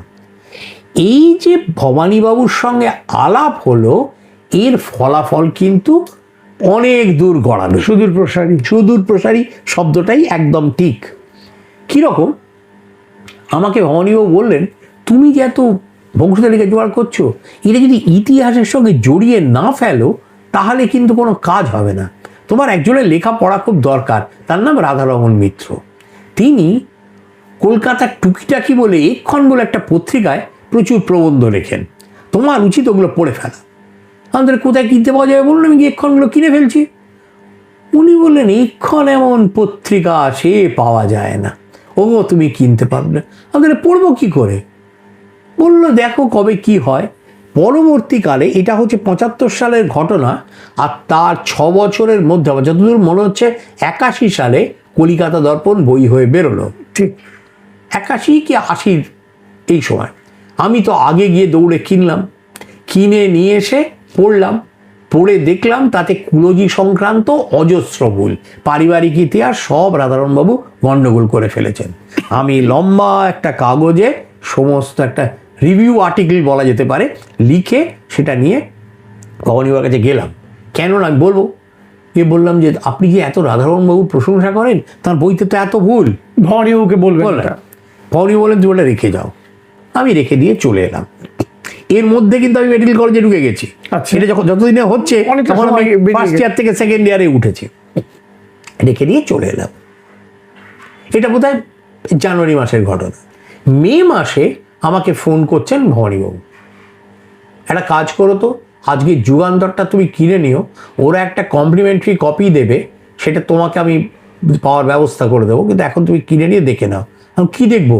বলে তুমি তো ওই লেখাটা দিয়ে গিয়েছিলে, আমার ভাই তো যুগান্তরে আছে অ্যাকাউন্টসে, আমি ওই লেখাটা পাঠিয়ে দিয়েছিলাম, ওরা কেটে ছেটে খানিকটা ছেপেছে। আরে বাহ!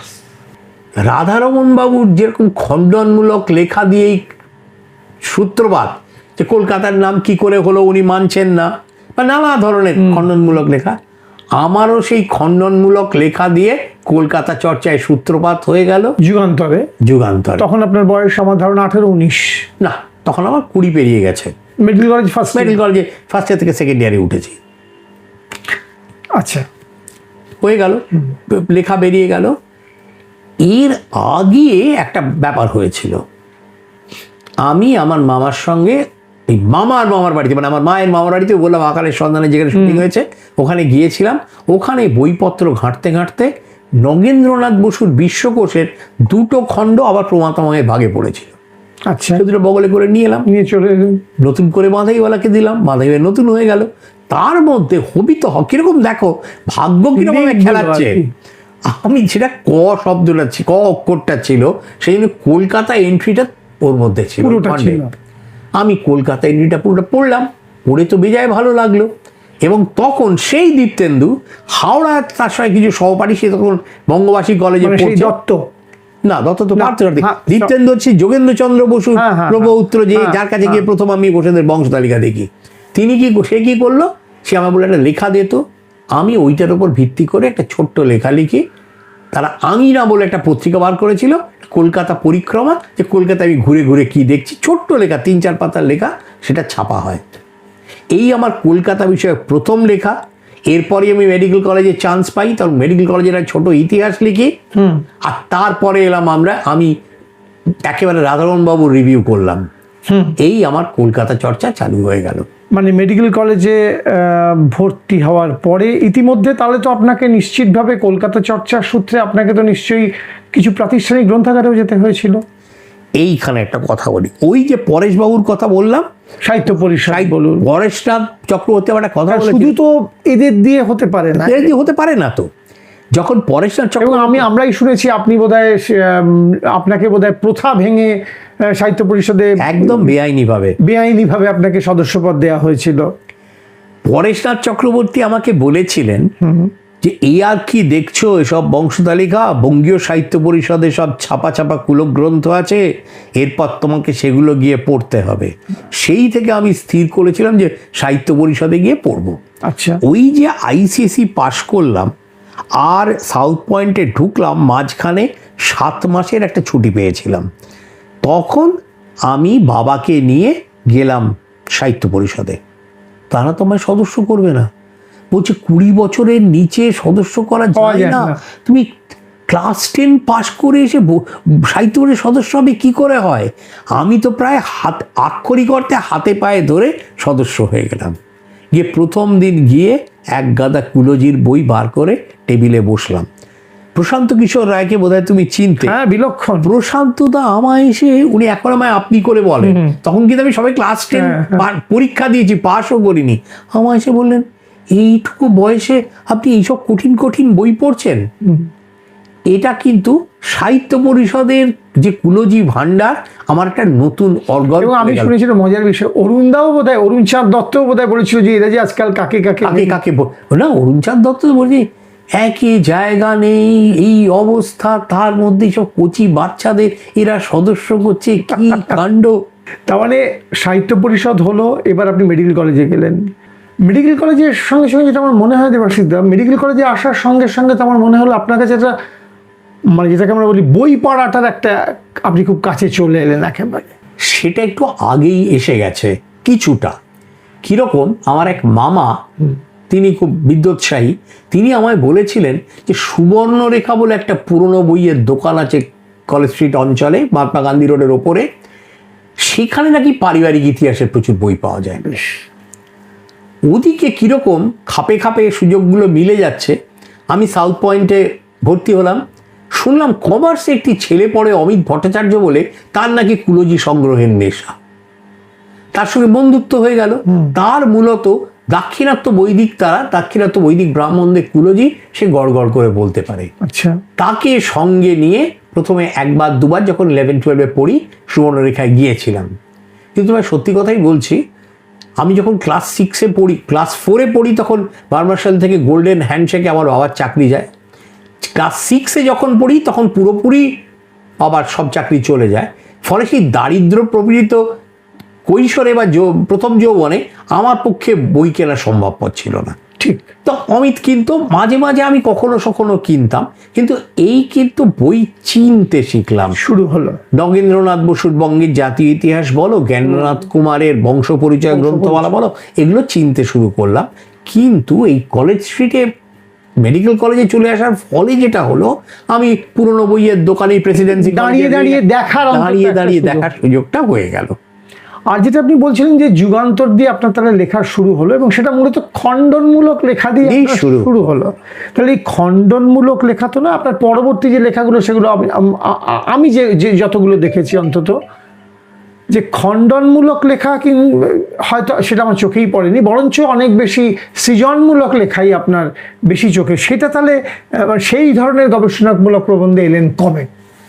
যখন আমি পরিষদে যাই তখন দেখতাম একজন তরুণ, আমার থেকে হয়তো দেখা যাবে বছর 8-9 কি বড় জোর 10 বছরের বড় একজন, তিনি কিন্তু নিয়মিত ওখানে দৌড়দৌড়ি করছেন।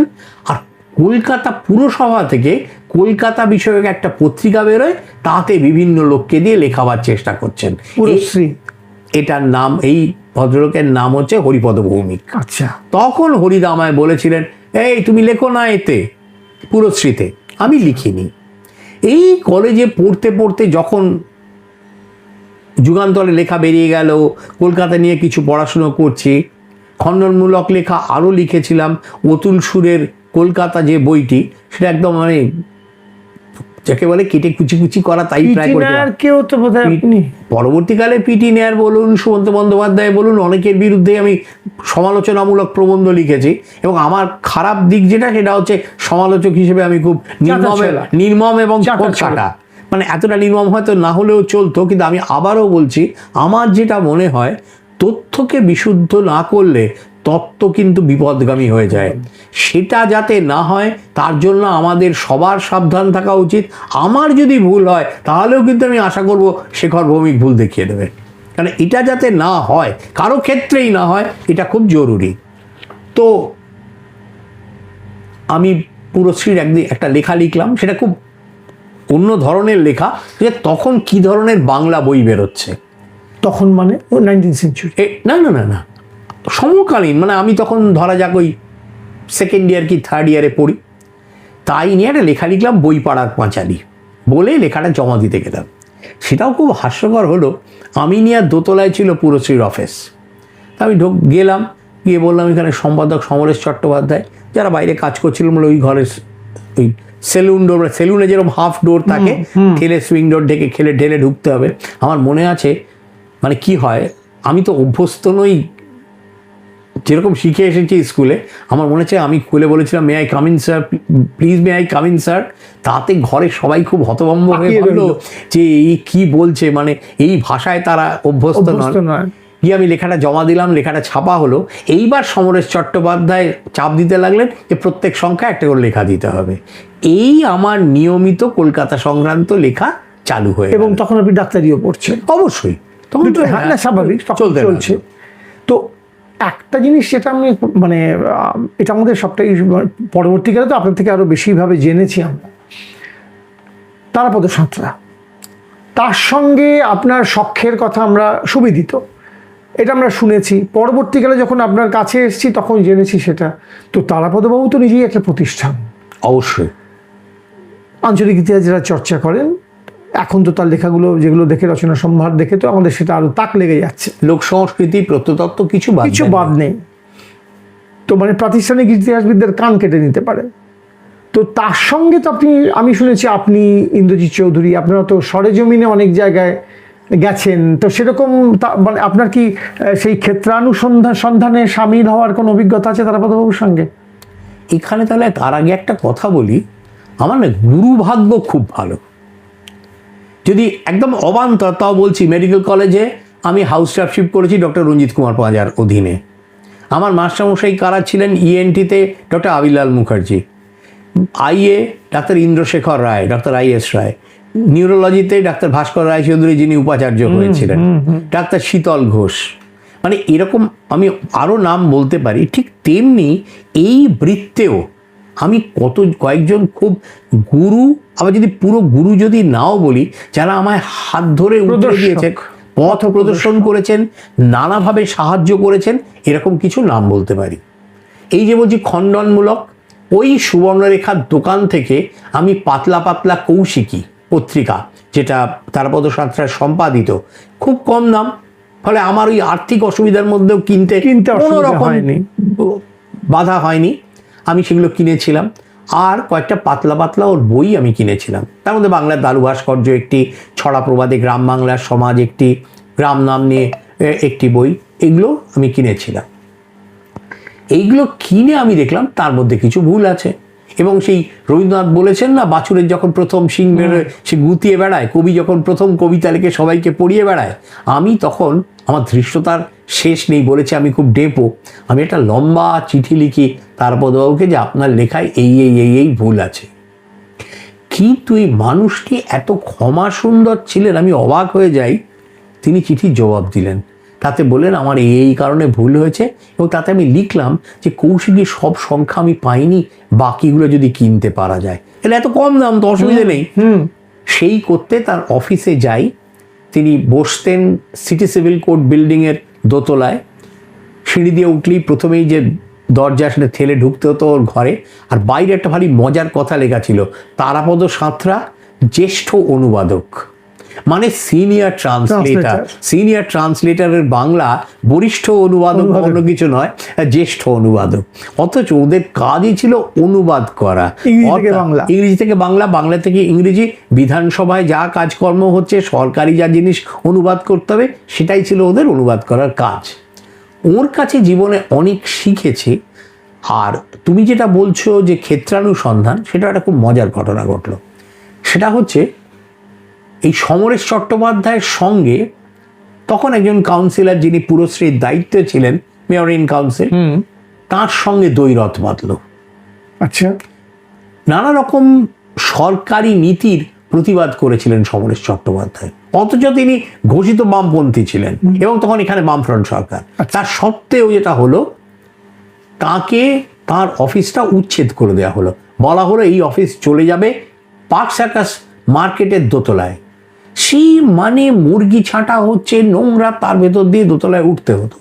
কিন্তু তার তো কতগুলো অসুবিধা আছে। উনি যেরকম বললেন, আমার ব্যবস্থা করা আছে, বুক পোস্টগুলো সস্তায় মটলেন পোস্ট অফিস থেকে হবে। তা আমি যদি পার্ক সার্কাসে চলে যাই, আমি এই পত্রিকা কি করে মটলেন পোস্ট অফিস থেকে পোস্ট করবো? এরকম কিছু আপত্তি করেছিলেন, সেসব শোনা হলো না।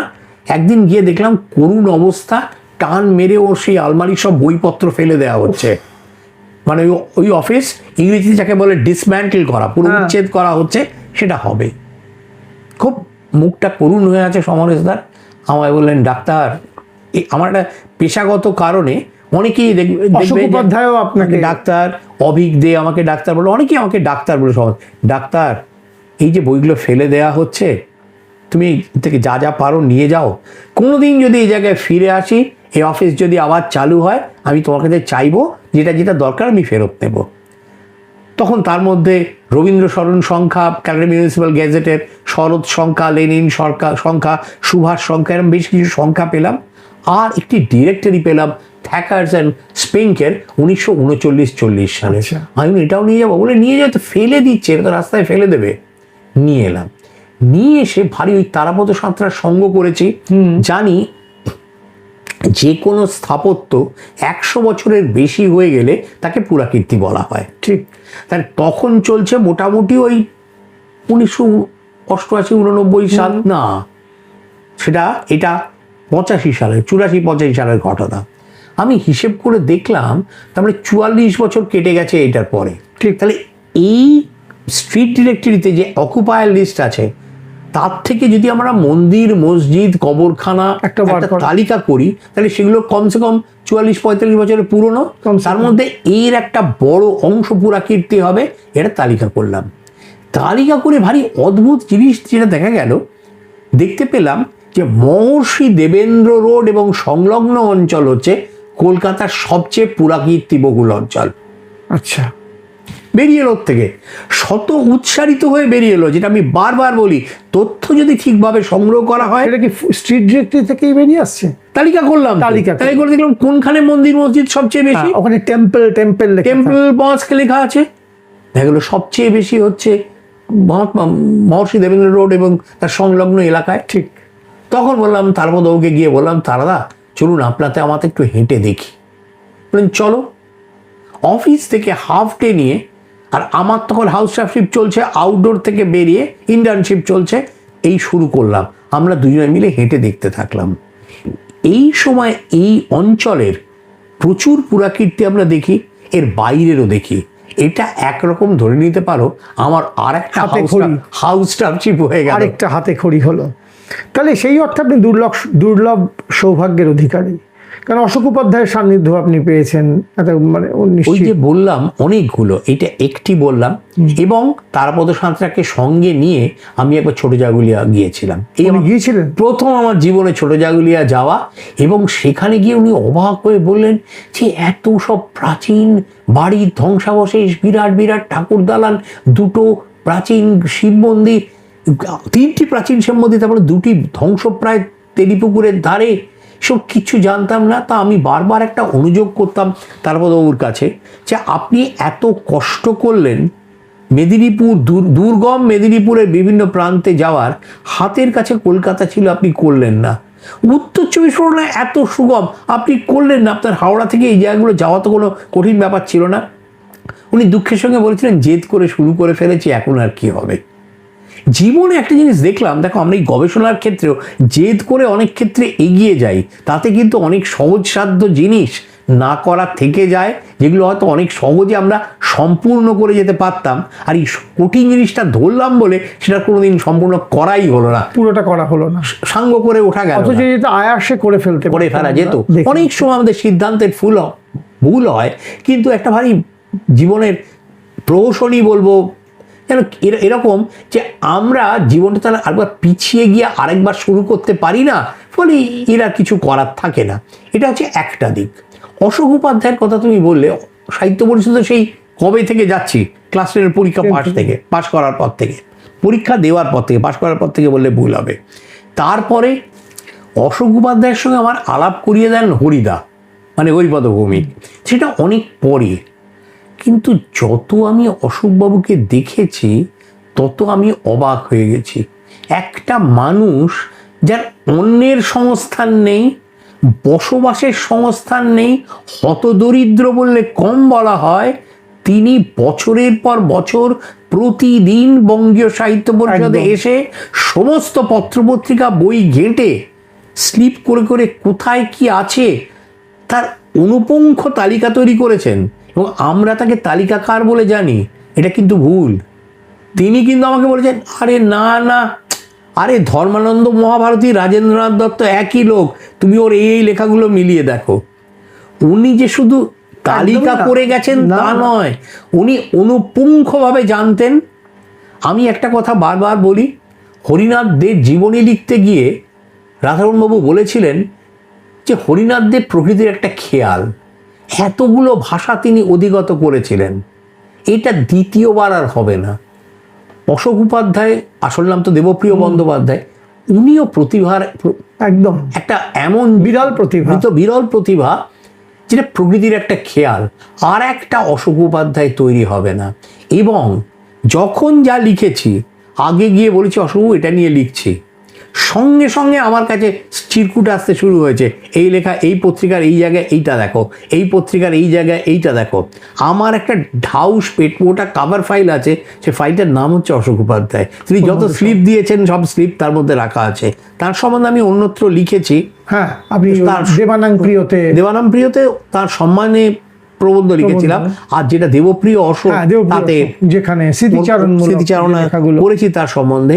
এটা অশোকবাবুর কাছে আমার এমন একটা ঋণ, সে অপরিশুদ্ধ বললে কম বলা হয়। মানে যেদিন শুনলাম অশোকবাবু চলে গেছেন, আমার প্রথম যেটা প্রতিক্রিয়া হলো, আমার স্ত্রীকে বললাম আমার ডান হাতটা ভেঙে গেল। আমি যতদূর জানি সেদিনকে বোধহয় আপনি নিরামিষ খেয়েছিলেন, হবিষ্যি করেছিলেন। ওসব কথা থাক না, ওই করে তো ওই করে কতটুকু শ্রদ্ধা প্রকাশ করা যায়, কিন্তু না, সেটাও তো অনেকে করেননি সেই সময়। তো এই যে আপনি লেখালেখিতে অশোকবাবুদের সাহায্য পেয়েছেন বা এইগুলো করতে গিয়ে, আপনি এক্ষণ পত্রিকাতেও তখন লিখছিলেন। তুমি একদম সঠিক রাস্তায় এসেছো। আর একজনের কথা আমি ভুলতে পারি না, তার দ্বারা আমি এতই উপকৃত, তিনি সিদ্ধার্থ ঘোষ। কলেজ শহর কলকাতা তাঁর লেখা বই। তিনি উপেন্দ্র কিশোর, হেমেন্দ্রমোহন বসুর জীবনীকার।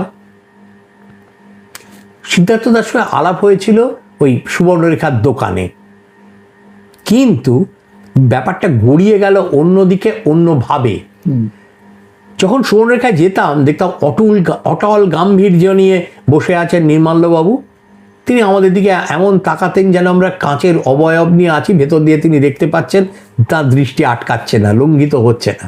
আজ খুব অপছন্দ করতাম, এত দাম্ভিকও মানুষে হয়। তো তারপরে একটা অদ্ভুত ঘটনা ঘটলো। ঘটনাটা এরকম, তারও একটা ঘটনারও আগে একটা ঘটনা থাকে, সেই ইতিহাসে যেরকম ঘটতে থাকে পরম্পরায়।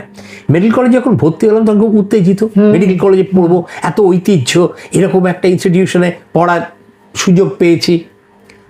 সেখানে পড়লাম যে মধুসূদন গুপ্তর নাকি সেখানে একটা বিরাট অয়েল পেন্টিং আছে। দীনবন্ধু মিত্র তার সুরধুনী কাব্যে বলছেন, দেয়ালে রয়েছে মধু ছবিতে চাহিয়ে, শিখেছিল অ্যানাটমি আগে জাত দিয়ে। মরা কেটে তার জাত গিয়েছিল। কোথায় গেল?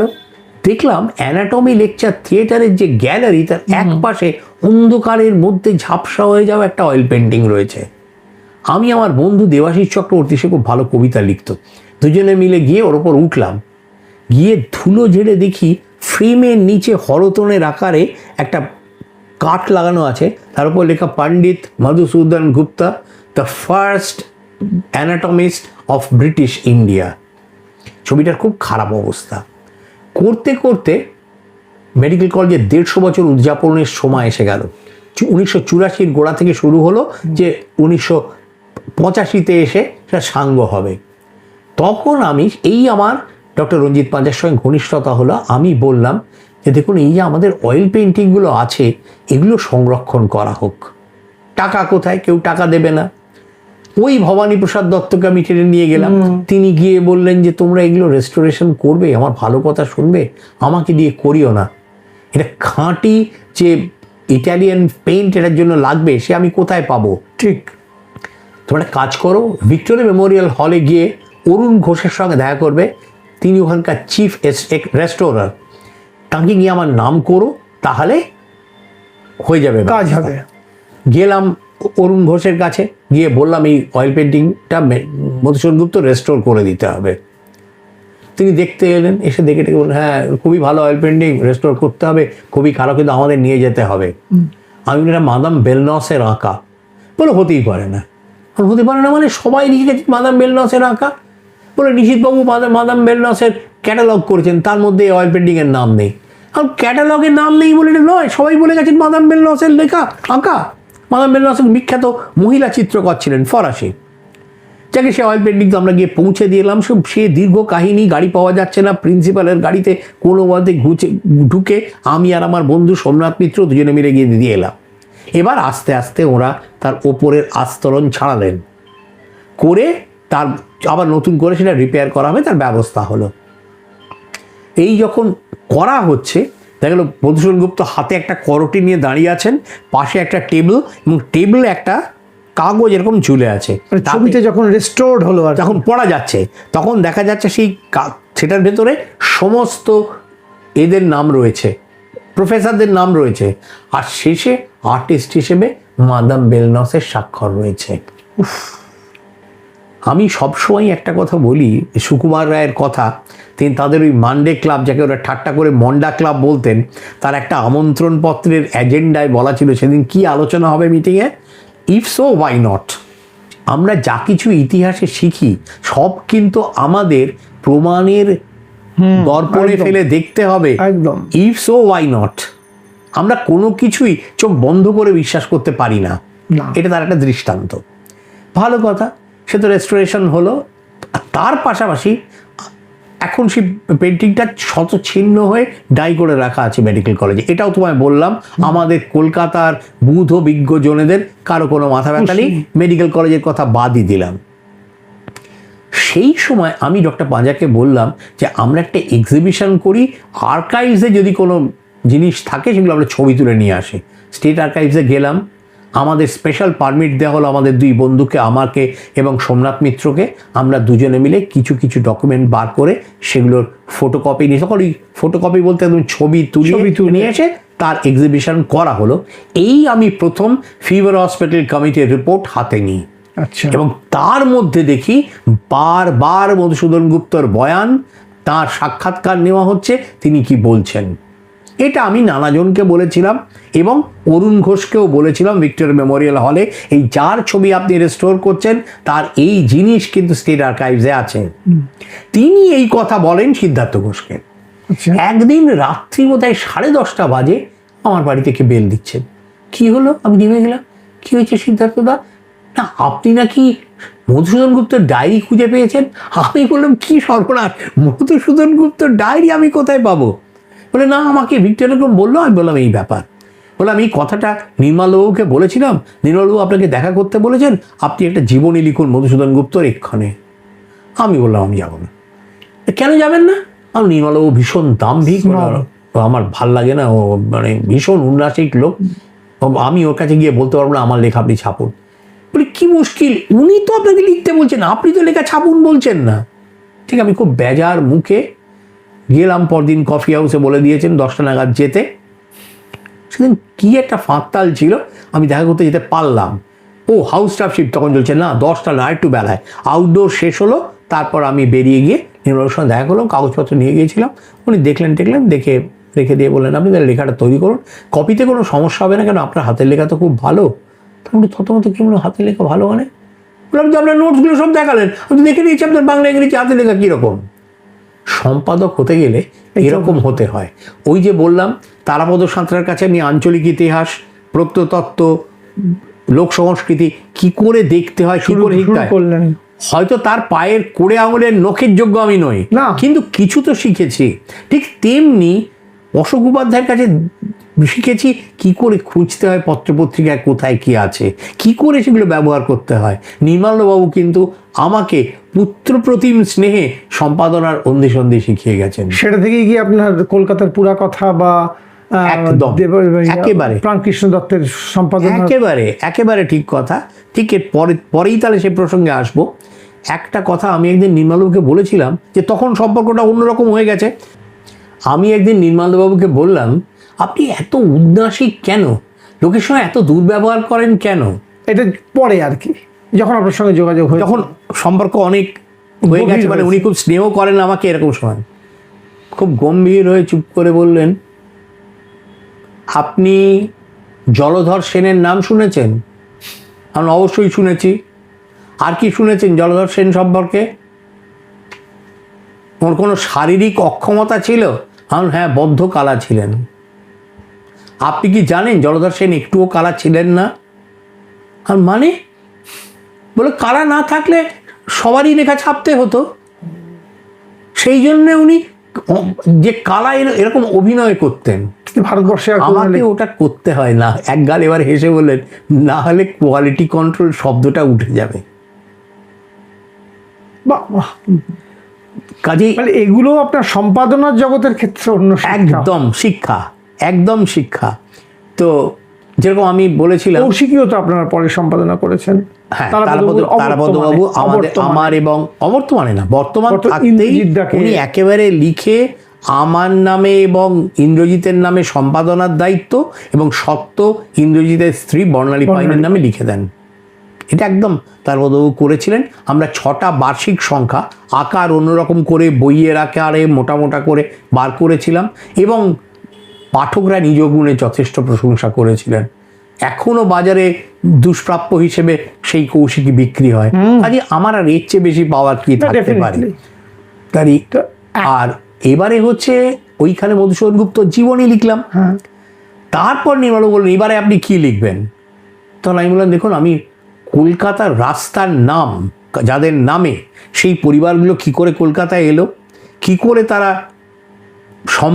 সমৃদ্ধি লাভ করলো, এবং কি করে পড়ে গিয়ে এখান থেকে বিদায় নিল, এইটা ফুটিয়ে তুলতে চাই পথনামের বিশ্লেষণ থেকে। বলুন কেউ আপনার লেখা ছাপবে না। কেন? বলো পিটি নায়ারের বই তো বেরিয়ে গেছে। কারণ পিটি নায়ারের বই ছত্রে ভুল, বলে কেউ বিশ্বাস করবে না আপনার কথা। আপনি একটা কাজ করুন, তাহলে আপনি প্রমাণ করুন যে পিটি নায়ারের লেখাটা ভুল, তাতে সেটা নির্ভরযোগ্য নয়, তারপরে শুরু করুন। প্রথম কিস্তি শহর কলকাতার পথনাম বেরোলো, তাতে আমি পিটি নায়ারের বইটা বিশ্লেষণ করলাম। পিটি নায়ার অত্যন্ত পরিশ্রমী গবেষক ছিলেন, কিন্তু তাঁর দুটো গুরুতর গণ্ডগোল ছিল। প্রথম গণ্ডগোল হচ্ছে তাঁর বাংলা অক্ষর জ্ঞান ছিল না। যিনি বাংলা অক্ষর চেনেন না, তিনি কলকাতা নামের উৎপত্তি সম্পর্কে গবেষণা করলেন, বই লিখলেন, এবং তাতে তিনি সুনীতি কুমার চট্টোপাধ্যায়ের সমালোচনা করলেন। আর দ্বিতীয় গণ্ডগোল হচ্ছে কলকাতার ইতিহাস যদি প্রকৃত লিখতে হয়, এর অভিজ্ঞতা তোমারও আছে, তাহলে কিন্তু অলি গলি হেঁটে পরিবারগুলোর সঙ্গে কথা বলতে হবে। সেটা তুমি ঠনঠনিয়া অঞ্চলে করেছিলে, কলেজের তরফে ছাত্রদের নিয়ে চেষ্টা করেছিলে করার, যতটুকু কম করেই হোক করেছিলে, তো ছোট, খুবই ছোট করে। এই দুটো না করার ফলে নায়ারের পুরো প্রকল্পটা বেলাইন হয়ে গেল। একটা উদাহরণ দিলে বুঝবে। সে উদাহরণটা হচ্ছে এরকম যে নায়ার লিখছেন যে বেলতলা রোড কেন নামকরণ করা হয়েছে, এটা খুব সহজ। উনি তো ত আর টয় তফাৎ জানেন না। উনি বলছেন বেলটোলা রোড এই জন্য নামকরণ করা হয়েছে যে ওখানে বেল গাছের তলায় সংস্কৃত চতুষ্পাঠী বসলো, যে বেল গাছের তলার টোল থেকে বেলটোলা হয়েছে। মানে এটা একটা ভয়ঙ্কর পর্যায়ে পৌঁছে গেছে। তো আমি করলাম এবং 3টে কিস্তি আমি শহর কলকাতার পথনাম লিখলাম। এটা এখন পর্যন্ত আমার বিখ্যাতির মূল কারণ। এটা একদিক হলো, তা এইটা করেছিলাম। তারপর যেটা হলো, নির্মলবাবু বললেন তো আপনি একঘেয়ে লিখবেন না, আপনি এবার আমরা কি পুনর্মুদ্রণ করব, সেটা নীতিটা আপনি ঠিক করুন, এবং পুনর্মুদ্রিত যা কিছু হবে তার প্রসঙ্গ কথা আপনি লিখবেন। কিছু প্রসঙ্গ কথা লিখেছিলাম। তারপর আস্তে আস্তে আমার সঙ্গে এক্ষণের সম্পর্ক ক্ষীণ হয়ে আসে, কেন যেহেতু আমি তারাপদ সাঁতরার কৌশিকীর দায়িত্ব নিই, কৌশিকী আমাকে সম্পাদনা করতে হয়। এর মধ্যে যেটা হয় সেটা হচ্ছে আমার স্নাতকোত্তর পড়াশোনা শেষ হয়, আমাকে প্র্যাকটিসে নামতে হয়। এই সব কারণেই সব মিলিয়ে আমার পক্ষে আর যোগসূত্র রাখা সম্ভব হয়নি, এবং তারপর আমি মনে করি যে বই সম্পাদনা করা দরকার। তারপরে আপনি প্রাণকৃষ্ণ দত্ত করলেন। দেখো, সত্যি কথা বলতে কি, আমরা প্রথমে যেটা করলাম সেটা হচ্ছে কলকাতার পুরা কথা বলে একটা বই, যেটা হয়তো আগামী মাসের মধ্যে, এই এতদিন বছর, এত 3.5 দশক বাদে হয়তো তার দ্বিতীয় সংস্করণ বেরিয়ে যাবে। তাতে এবারে তোমারও একটি প্রবন্ধ রয়েছে। কি হলো, তখন ওই 1990 সাল এগিয়ে আসছে, চারিদিকে কলকাতার 300 হবে এর হুজুগ চালু হয়ে গেল। আমার খুব রাগ হলো, এবং তার মধ্যে কয়েকজনকে কলকাতা বিশেষজ্ঞ বলে প্রচার করা হতে থাকলো। আমাকে অনেকে কলকাতা বিশেষজ্ঞ বলেনি, কথাটা আমি অত্যন্ত বিরক্ত বোধ করি। কেন? দুটো কারণ বলি। কলকাতার 300 বছর বলতে কি, 4 নং 1690 সালে এখানে নেমেছিলেন, উনি 93 জানুয়ারিতে মারা যান। এর মধ্যে উনি কয়েকটা ঝুপড়ি তৈরি করা ছাড়া কিচ্ছু করেননি। কলকাতার প্রকৃত ঔপনিবেশিক নগরায়ন শুরু হয় এটা উপনিবেশে রূপান্তরের পরে, অর্থাৎ পলাশির যুদ্ধে কোম্পানি জয়ী হওয়ার পরে। তার আগে ঔপনিবেশিক কলকাতা কোথায়? উপনিবেশ তো নয়। কাজেই এটা পুরো ভুল। দ্বিতীয় কথা হচ্ছে যে কলকাতা বিশেষজ্ঞ কারো পক্ষে হওয়া সম্ভব না। কেউ একই সঙ্গে কলকাতার মন্দির স্থাপত্যও জানে, কলকাতার নিকাশি ব্যবস্থার ইতিহাসও জানে, এটা তো হতে পারে না। ফলে একজন বিশেষ বিষয়ের বিশেষজ্ঞ, তিনি কলকাতার সেই দিকটা নিয়ে লিখবেন, তবেই একটা ভালো বই তৈরি হতে পারে। পূর্ণাঙ্গ কথাটাও আমার আপত্তি আছে, মানে কিছুই একটা অন্তত বিশ্বাসযোগ্য একটা সংকলন তৈরি হতে পারে। ঠিক যেভাবে আমি তোমায় বললাম যে তোমরা এইভাবে পাঠ্য বই তৈরি করো। এইবার কি করলাম, তারাপদ সাঁতরার অফিস একদিন এটা আলোচনা করতে গেলাম। সিদ্ধান্ত হলো একটা বই হবে।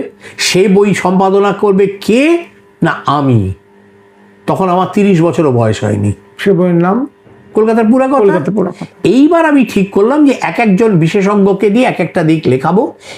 আমি ইন্দ্রজিৎ চৌধুরীর সঙ্গে আমার আলাপ হয়েছিল তারাপদ সাঁতরার অফিসে। তাকে বললাম, আপনি আমাকে কলকাতার প্রাচীনত্ব, কলকাতার প্রত্নতত্ত্বটা আপনি লিখে দিন। এবং সে যা লিখে দিল, আমি স্তম্ভিত হয়ে গেলাম। এই কিন্তু আমাদের বন্ধুত্বের সূত্রপাত। সেই তার থেকেই আমরা আবার কৌশিকী সম্পাদনার দায়িত্ব নিলাম একসঙ্গে ইত্যাদি। এটা হচ্ছে একটা দিক, এবং এই বিভিন্ন জিনিস করলাম। তাহলে আমার মনে হয়েছিল কলকাতার ইতিহাস বা যে কোনো আঞ্চলিক ইতিহাস পুনর্নির্মাণ করতে গেলে, বা নতুন, শুধু পুনর্নির্মাণ না, যদি নতুন করে নির্মাণও করতে হয়, তাহলে দুটো জিনিস করা দরকার। একটা হচ্ছে নতুন উদ্যোগ নিয়ে কাজ ভাগ করে একজন এক দিকটা লিখবেন, এরকমভাবে খণ্ডে খণ্ডে ইতিহাস করা দরকার। আর অন্যদিকে যদি আমরা কোনো কিছু পুনর্মুদ্রণ করি, তাহলে তার কিন্তু যথেষ্ট টিকা দিয়ে সেটাকে যুগোপযোগী কালোপযোগী করে নেওয়া দরকার। এই জন্য প্রাণকৃষ্ণ দত্তের যে একদম আকরসূত্র বই কলিকাতার ইতিবৃত্ত, সেটাতে আমি লেখক পরিচিতি যোগ করে, কারণ লেখককে তো প্রথমবার শনাক্ত করা যায়নি, লেখক পরিচিতি যোগ করে এবং প্রচুর টিকা যোগ করে প্রায় 12 হাত কাপড়ের 13 হাত বিচি হয়ে গেল। কারণ মনে করে রাখতে হবে, লেখক যখন একটা বাক্য রচনা করেন, ব্যাখ্যা করতে গেলে তখন একটা অনুচ্ছেদ লিখতে হয়, ফলে জিনিসটা বড় হয়ে যায়। ব্যাখ্যা করে আমি যথাসাধ্য চেষ্টা করলাম দাঁড় করাবার। এখন দেবাশিস দা কি চর্চা করছেন আপনি? আচ্ছা দেখো, আমার কোনো বই এতদিন পাওয়া যেত না, বাজারে কোনো বই ছিল না। ওই যে ভবানীপ্রসাদ দত্তর কথা বললাম, তার দাদামশাই হবিতহ আমাদেরই জ্ঞাতি, তিনি হচ্ছেন প্রফেসর প্রিয়নাথ বসু, যিনি সার্কাস নায়ক হিসেবে বিখ্যাত হয়েছিলেন, কবি নাট্যকার মনমোহন বসুর ছোট ছেলে। তিনি একটা বই লিখেছিলেন, অপূর্ব প্রফেসর বোসের অপূর্ব ভ্রমণ বৃত্তান্ত। এটা হচ্ছে তিনি সার্কাস নিয়ে ভারতের বিভিন্ন জায়গায় যাচ্ছেন 19 শতকের শেষ দিকে, এবং তাতে তিনি কি দেখছেন সেটা আপনি কারিগর থেকে বোধহয় রিপ্রিন্ট করলেন। সেটা রিপ্রিন্ট করতে, এই পুনর্মুদ্রণটা ঘটিয়ে উঠতে আমাকে ক্লাস 11 থেকে ওই পর্যন্ত অপেক্ষা করতে হয়েছে। কেন আমি বলেছিলাম, যা কারুকার্য লেখার উপরে, লেখার নিচে, ড্রপ লেটার যাকে বলে, কারুকার্যময় প্রথম আদ্যক্ষর, এগুলো ওইভাবে রেখে বইটা ছাপতে হবে। কেউ রাজি হননি, বলেছিলেন প্রচণ্ড খরচের ব্যাপার। কিন্তু এখন প্রযুক্তি যেহেতু অনেক এগিয়ে গেছে, এখন এইভাবে কোনো বই পুনর্মুদ্রণ করা অসুবিধাজনক নয়। সেইভাবে কারিগর রাজি হলো, কারিগর রাজি হতে আমি সে বইটা করেছি। এটা এখন পাওয়া যায়। প্রাণকৃষ্ণ দত্তের বইয়ের মতো একটা আকরসূত্র আমরা সঠিক লেখক পরিচিতি সহ বার করলাম, তাহলে দুটো হলো। ওদিকে পুরা কথা আমি নতুন করে বার করছেন। আমার একটা স্বপ্ন ছিল, যেটা আর এ জীবনে শেষ করে যাওয়া যাবে না, সেটা হচ্ছে নেটিভ কলকাতার ইতিহাস যারা লিখেছিলেন তাদের লেখাগুলো ছড়িয়ে ছিটিয়ে রয়ে গেছে। যেরকম প্রাণকৃষ্ণ দত্তের লেখাগুলো নবভারত পত্রিকা পাতায় রয়ে গিয়েছিল, 1981-তে প্রথম সেটা গ্রন্থবদ্ধ হয়, ঠিক। তারপরে আমি একটা সংস্করণ করি, আবার এই নতুন সংস্করণ বেরিয়েছে। ঠিক তেমনিভাবে পূর্ণচন্দ্র দে, উদ্ভট সাগর প্রচুর প্রবন্ধ লিখেছিলেন, সেগুলো রয়্যাল সাইজে কম্পোজ হয়ে গেছে, লেখকের পরিচিতি সহ, লেখকের রচনাপঞ্জি সহ, তাতেই সেটা 580 পাতা দাঁড়িয়েছে। এর সঙ্গে আমার কিছু নোট যাবে, এটা যত তাড়াতাড়ি পারি করে দেওয়ার চেষ্টা করব। আমি একটা প্রকল্পে কিছু টাকা পেয়েছিলাম, সরকারি প্রকল্প থেকে। 1998 সালে কলকাতার ঠাকুর দালানগুলো, বিশেষত উত্তর কলকাতার, আমি একটা আদমশুমারি করার চেষ্টা করেছিলাম। আদমশুমারি তো প্রত্যেককে ধরা হয় তা নয়, আমি বেশ কিছু ঠাকুর দালান অবিক দেখে সঙ্গে নিয়ে ঘুরি, অবিকদা ছবিগুলো তুলে দেন। এই যে আমরা একটা পঞ্জীকরণ করেছিলাম, এইটা থেকে দেখছি অনেক ঠাকুর দালান কিন্তু নিশ্চিহ্ন হয়ে গেছে। আমার একটা বই খুব তাড়াতাড়ি করার ইচ্ছে, সেটা হচ্ছে অবলুপ্ত ঠাকুর দালান। 2, 3 নম্বর হচ্ছে আমার মূল কাজ যেহেতু পারিবারিক ইতিহাস নিয়ে, আমার ছড়ানো ছিটানো কিছু প্রবন্ধ আছে, সেইগুলো একসঙ্গে করে বাঙালির পারিবারিক ইতিহাস বলে একটা ছোট বই করার ইচ্ছে আছে। এই কাজগুলো অবিলম্বে করা দরকার। যদি এগুলো করে আয়ু আমাকে অবকাশ দেয়, তাহলে আমি শহর কলকাতার পথ নামটা গুছিয়ে রেখে যেতে চাই। বড় একটা শেষ প্রশ্ন আপনাকে, যে একদম অন্য পেশায় আপনি আছেন, একদম মানে যেখানে সবসময় পেশেন্টদের একটা টেনশন, সবসময় কখন কি হচ্ছে না হচ্ছে। কারণ আমরা তো শুনেছি যে আপনি বলেও ছিলেন যে এটা ব্যক্তিগত আলাপচারিতায়, যে আপনি ডার্মাটোলজি বেছেই নিয়েছিলেন যাতে কোনো ইমার্জেন্সি বলে কোনো বস্তু থাকবে না, অতএব আপনি রাত বিরেতে ফোন আসবে না, আপনি নিরুপদ্রবে দিনের বেলাটা চর্চা করতে পারবেন। তো ইতিহাসকে ভালোবেসে, তো তার ফলে এই যে কিছু কিছু আশা, পাবলিকেশন আরও কিছু আশা করছেন, কিছু আকাঙ্ক্ষা, তো এই আশা আকাঙ্ক্ষা তার সঙ্গে সঙ্গে হতাশা, দুঃখ বেদনার কথা মিলিয়ে মিশিয়ে একটু শেষ করুন। তাহলে দুটো উপলব্ধির ঘটনা আগে বলি। কেন প্রথমেই আমি একটা কথা বলেছি যে আমার তো প্রথাগত শিক্ষা নেই ইতিহাসে, যেটা সত্যি আমার করা দরকার ছিল। আমার সবই তো অভিজ্ঞতা নির্ভর। এই অভিজ্ঞতা থেকে কি উপলব্ধি হলো, দুটো ঘটনা আমি একটা বলি। আমার কাছে আমার প্রপিতামহীর একটা স্কেচ আছে, ওই ফ্ল্যানেল জাতীয় কাপড়ের উপরে বোধহয় ওই চারকোল ধরনের কিছু দিয়ে করা। আমি আসলে ছবিটা ফ্রেম থেকে খুলতে খুব ভয় পাচ্ছি যে পাছে গুঁড়ো হয়ে যায়, ফেটে যায়। এই ছবিটা আমার প্রপিতামহীর ব্লাউজ পরা নেই, গলা একটা বিছে হার, বড় একটা নথ পরা এবং আঁচল গায়ে দেওয়া। তার নিচে একটা সই আছে NC ডাট 1909। এটা প্রপিতামহী গয়না পরে আছেন মানে সধবা অবস্থায়, অথচ 1909তেই আমার প্রপিতামহ মারা যান নভেম্বর মাসের 9 তারিখে। তার মানে এটা ওই বছরের তার আগে কোনো সময় আঁকা। সেই ছেলেবেলা থেকে, আবার বলছি, আমি তো চিরকালের ডেপো পাকা ছেলে, বাবাকে জিজ্ঞেস করতাম, আচ্ছা উনি ব্লাউজ পরে নেই কেন? বাবা বলতেন তখনকার দিনে রক্ষণশীল মহিলারা ব্লাউজ পরতেন না। আর এদিকে তো রক্ষণশীল, ওদিকে তিনি ছেলে আর্টিস্টের সামনে পোজ দিলেন কি করে যে বসে বসে স্কেচটা আঁকলো? বাবা বললেন এই প্রশ্নের জবাব কেউ আজকে দিতে পারবেন না, যারা দেওয়ার কথা ছিল তারা কেউ জীবিত নেই। তবে একটা কথা তুমি জেনে রেখো, ওই NC দত্ত কে আমি তো জানি না, ভারী আশ্চর্যের জিনিস, ইনি বোবা কালা ছিলেন, শিল্পী হিসেবে অসাধারণ। মিটে গেল। এটা সমস্যায় আপনাকে বলেছিলেন এইটুকু, আর কোনো কিছু হদিশ পাওয়া গেল না। আর এই দিয়ে তো কারোকে খুঁজে পাওয়া যায় না যে মুখ বধির NC দত্ত কে, কোনো ভাই বোঝা যায় না। মিটে গেল। এই রহস্য কিছু উদ্ধার করতে পারিনি। এবার প্রাণকৃষ্ণ দত্তের জন্য মাঠে নামলাম। খুঁজতে খুঁজতে বুঝতে পারলাম যে প্রাণকৃষ্ণ দত্তের কাকার বাড়ি ছিল 70 নম্বর দুর্গাচরণ মিত্র স্ট্রিটে দর্জিপাড়ায়। গেলাম সেখানে গিয়ে বাড়ির 3 তলায় উঠতে হলো। একজন ভদ্রলোক বললেন আমার কাকা বলতে পারবেন, শচীন্দ্রনাথ দত্ত তার নাম। তার কাছে গেলাম, তিনি বললেন হ্যাঁ আমার বাবার জাতুতো দাদা হচ্ছেন প্রাণকৃষ্ণ দত্ত। নানা কথাবার্তার পর বললাম যে আচ্ছা আপনারা কয় ভাই, কয় বলতে বলতে উনি বললেন আমার বড় দাদা ছিলেন নির্মল চন্দ্র দত্ত। আমি বললাম যে তিনি তাঁর ছেলে মেয়ে? উনি বলেন না তিনি তো বিয়ে করেননি। আর উনি কী করতেন? উনি খুব ম্লান মুখে বললেন তিনি মুখ বধির ছিলেন, সেই জন্য তিনি কিছু করতেন না। কিন্তু আর্ট কলেজ থেকে পাশ করে অসাধারণ পোর্ট্রেট আঁকতেন। আমি তড়াক করে লাফিয়ে বললাম NC ডাট মুখ বধির? বলে হ্যাঁ আপনি জানেন, আমার প্রপিতামহীর স্কেচ তিনি এঁকেছিলেন। এবার তোকে বললাম আচ্ছা আপনার মামার বাড়ি কোথায়? বলে আমার দাদামশাই ছিলেন ত্রৈলোক্যনাথ বোস। আমি বললাম ঢাকার ক্রিমিনাল লয়ার, তিনি আমার প্রপিতামহের অভিন্ন হৃদয় বন্ধু। তাঁর বাড়িতেই বেনারসে আমার প্রপিতামহ মারা যান, 2 2 4 হয়ে গেছে। স্বামীর বন্ধুর নাতি, সে তো আমারও নাতি, আমাকে দিদিমা বলে, তার সামনে পোজ দিতে কি অসুবিধা? এই ঘটনা একটা উপলব্ধির দিকে আমাকে ঠেলে দিয়েছে। আর আমি বলি না যে কোনো কিছু জানা যায় না, বলি আমি জানতে পারিনি। কোথায় যে কোন ধাঁধার জবাব আছে আমরা জানি না। দ্বিতীয় ঘটনাটাও আমার এই প্রপিতামহীকে ঘিরে। তিনি তার 7 পুত্রবধূকে একটা করে সাপ নেকলেস দিয়েছিলেন। ছাইয়ের সাপ নেকলেস, আসলে হাসুলি, গলা দিয়ে পরতে হতো, কিন্তু প্রচুর সোনা ছিল। গোল, লেজটা এদিকে, তার উপরে মাথাটা লাগানো।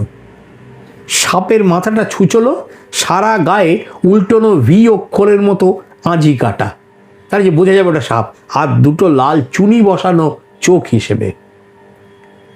আমি অবাক হয়ে যেতাম এই কুৎসিত দেখতে এত ভারী সোনার গয়নাটা সব পুত্রবধূকে দেওয়ার অর্থ কি?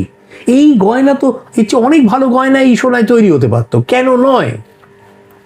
একবার সনৎ মিত্র, তুই নিশ্চয়ই চিনতে, লোক সংস্কৃতি পত্রিকা বার করতেন, তিনি বসে আছেন পুষ্পবিপণীর দোকানে। আমি সেখানে বললাম আচ্ছা সনৎদা, তিনি আমার মায়ের চেয়েও বড় ছিলেন, কিন্তু আমরা তো সবাই সনৎদা বলতাম। সনৎদা এটা কেন হতে পারে? সনৎদা হেসে বললেন এটা বুঝতে পারলে না, হয় তোমাদের পরিবারের কোনো মেয়ে বা বউ হওয়ার সম্ভাবনা বেশি, সাপের কামড়ে মারা গিয়েছিল, অথবা তোমাদের কুলদেবী মনসা।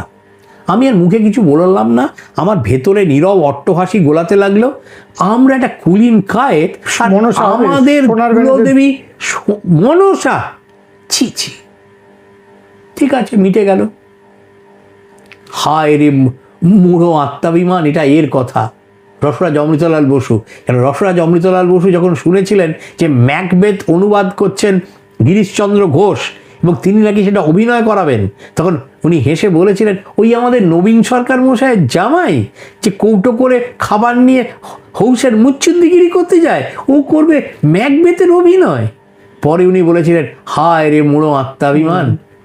আমিও রসরাজ অমৃতলাল বসু যা বলেছিলেন, তা দেবাশিস বসু তাই বলছে। দুজনের গুণগত মান এক নয়, না, তবু একই কথা বলছে। কি হলো, আমি আর ইন্দ্রজিৎ জমির খোঁজে একবার জগদীশ বসাকের কাছে গেছি। শিলা বসাক, যিনি ধাঁধানি কাজ করছেন, বিখ্যাত, তার স্বামী। তা গেছি কথা বলতে ওর বাড়িতে। সেখানে জগদীশ দা একটা বই বার করে হাতে দিলেন ইন্দ্রজিতের। ইন্দ্রজিৎ দা, দেখুন এটা কি, সুকুমার সেনের সম্পাদিত বিপ্রদাস পিপিলাইয়ের মনসা মঙ্গল। ও যখন দেখা হচ্ছে, আমি দেখতে পারি, বলে হ্যাঁ নিশ্চয়ই দেখুন না। আমি পাতা উল্টে দেখি, ভূমিকাটা পড়তে গেলাম। সুকুমার সেন বলছেন যে আমি এতগুলো পুঁথি পেয়েছি, তার মধ্যে বোধহয় 3টি পুঁথি ছোট জাগুলিয়া গ্রামে পাওয়া গেছে, আর তার মধ্যে একটি বাবা জ্যাঠামশাই অখিলচন্দ্র বসু ওকে দিয়েছেন। হায় রে মুড়ো আত্মাভিমান। তার মানে আমাদের মনসা পুজোর ঘরলা ছিল, সাপে নিশ্চয়ই কোনো বউকে কামড়েছিল, এই জন্য ওই সাপ নেকলেস।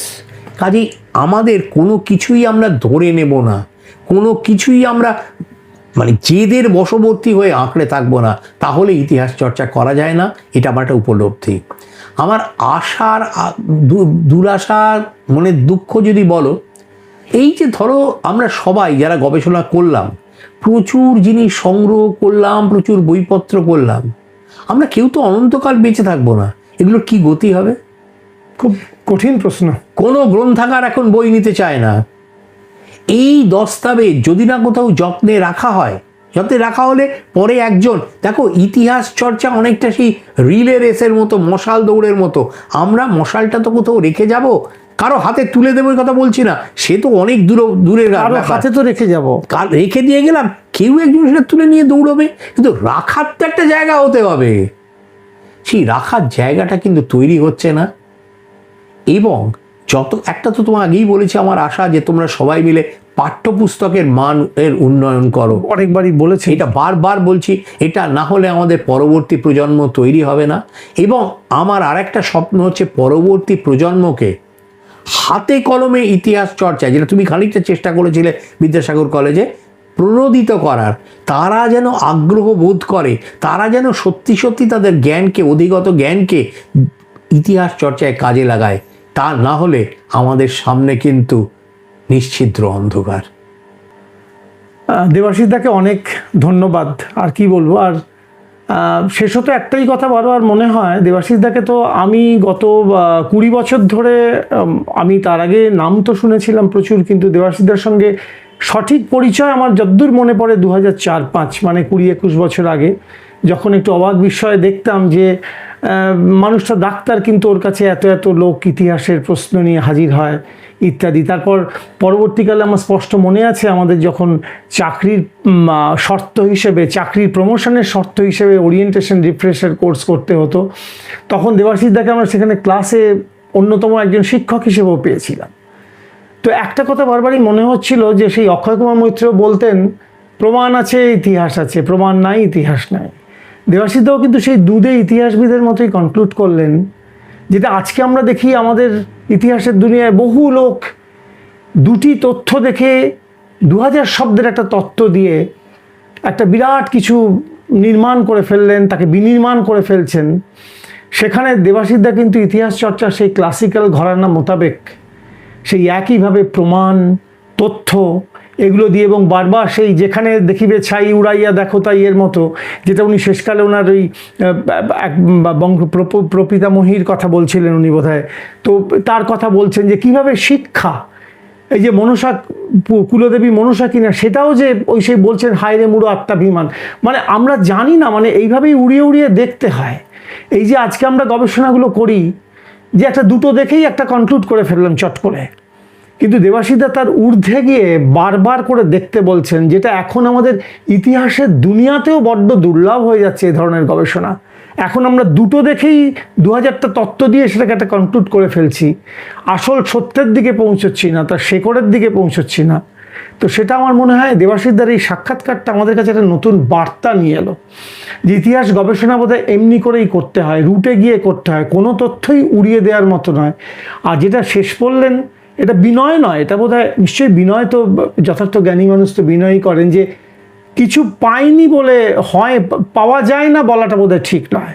আমি পাইনি, তার মানে উনি এটাই বোধহয় বার্তা দিতে চাইলেন যে অনুসন্ধানটা আমাদের চালিয়ে যেতেই হবে। অনুসন্ধান, আমি সব জানতার মতো কখনো বলে দিতে পারি না যে না ওটা পাওয়া যায় না, ওটা অসম্ভব। এই কনক্লুশনের দায়িত্ব, ইতিহাসের এই শেষ কথা বলার দায়িত্ব এজমালি আমরা কেউ নিইনি। নমস্কার।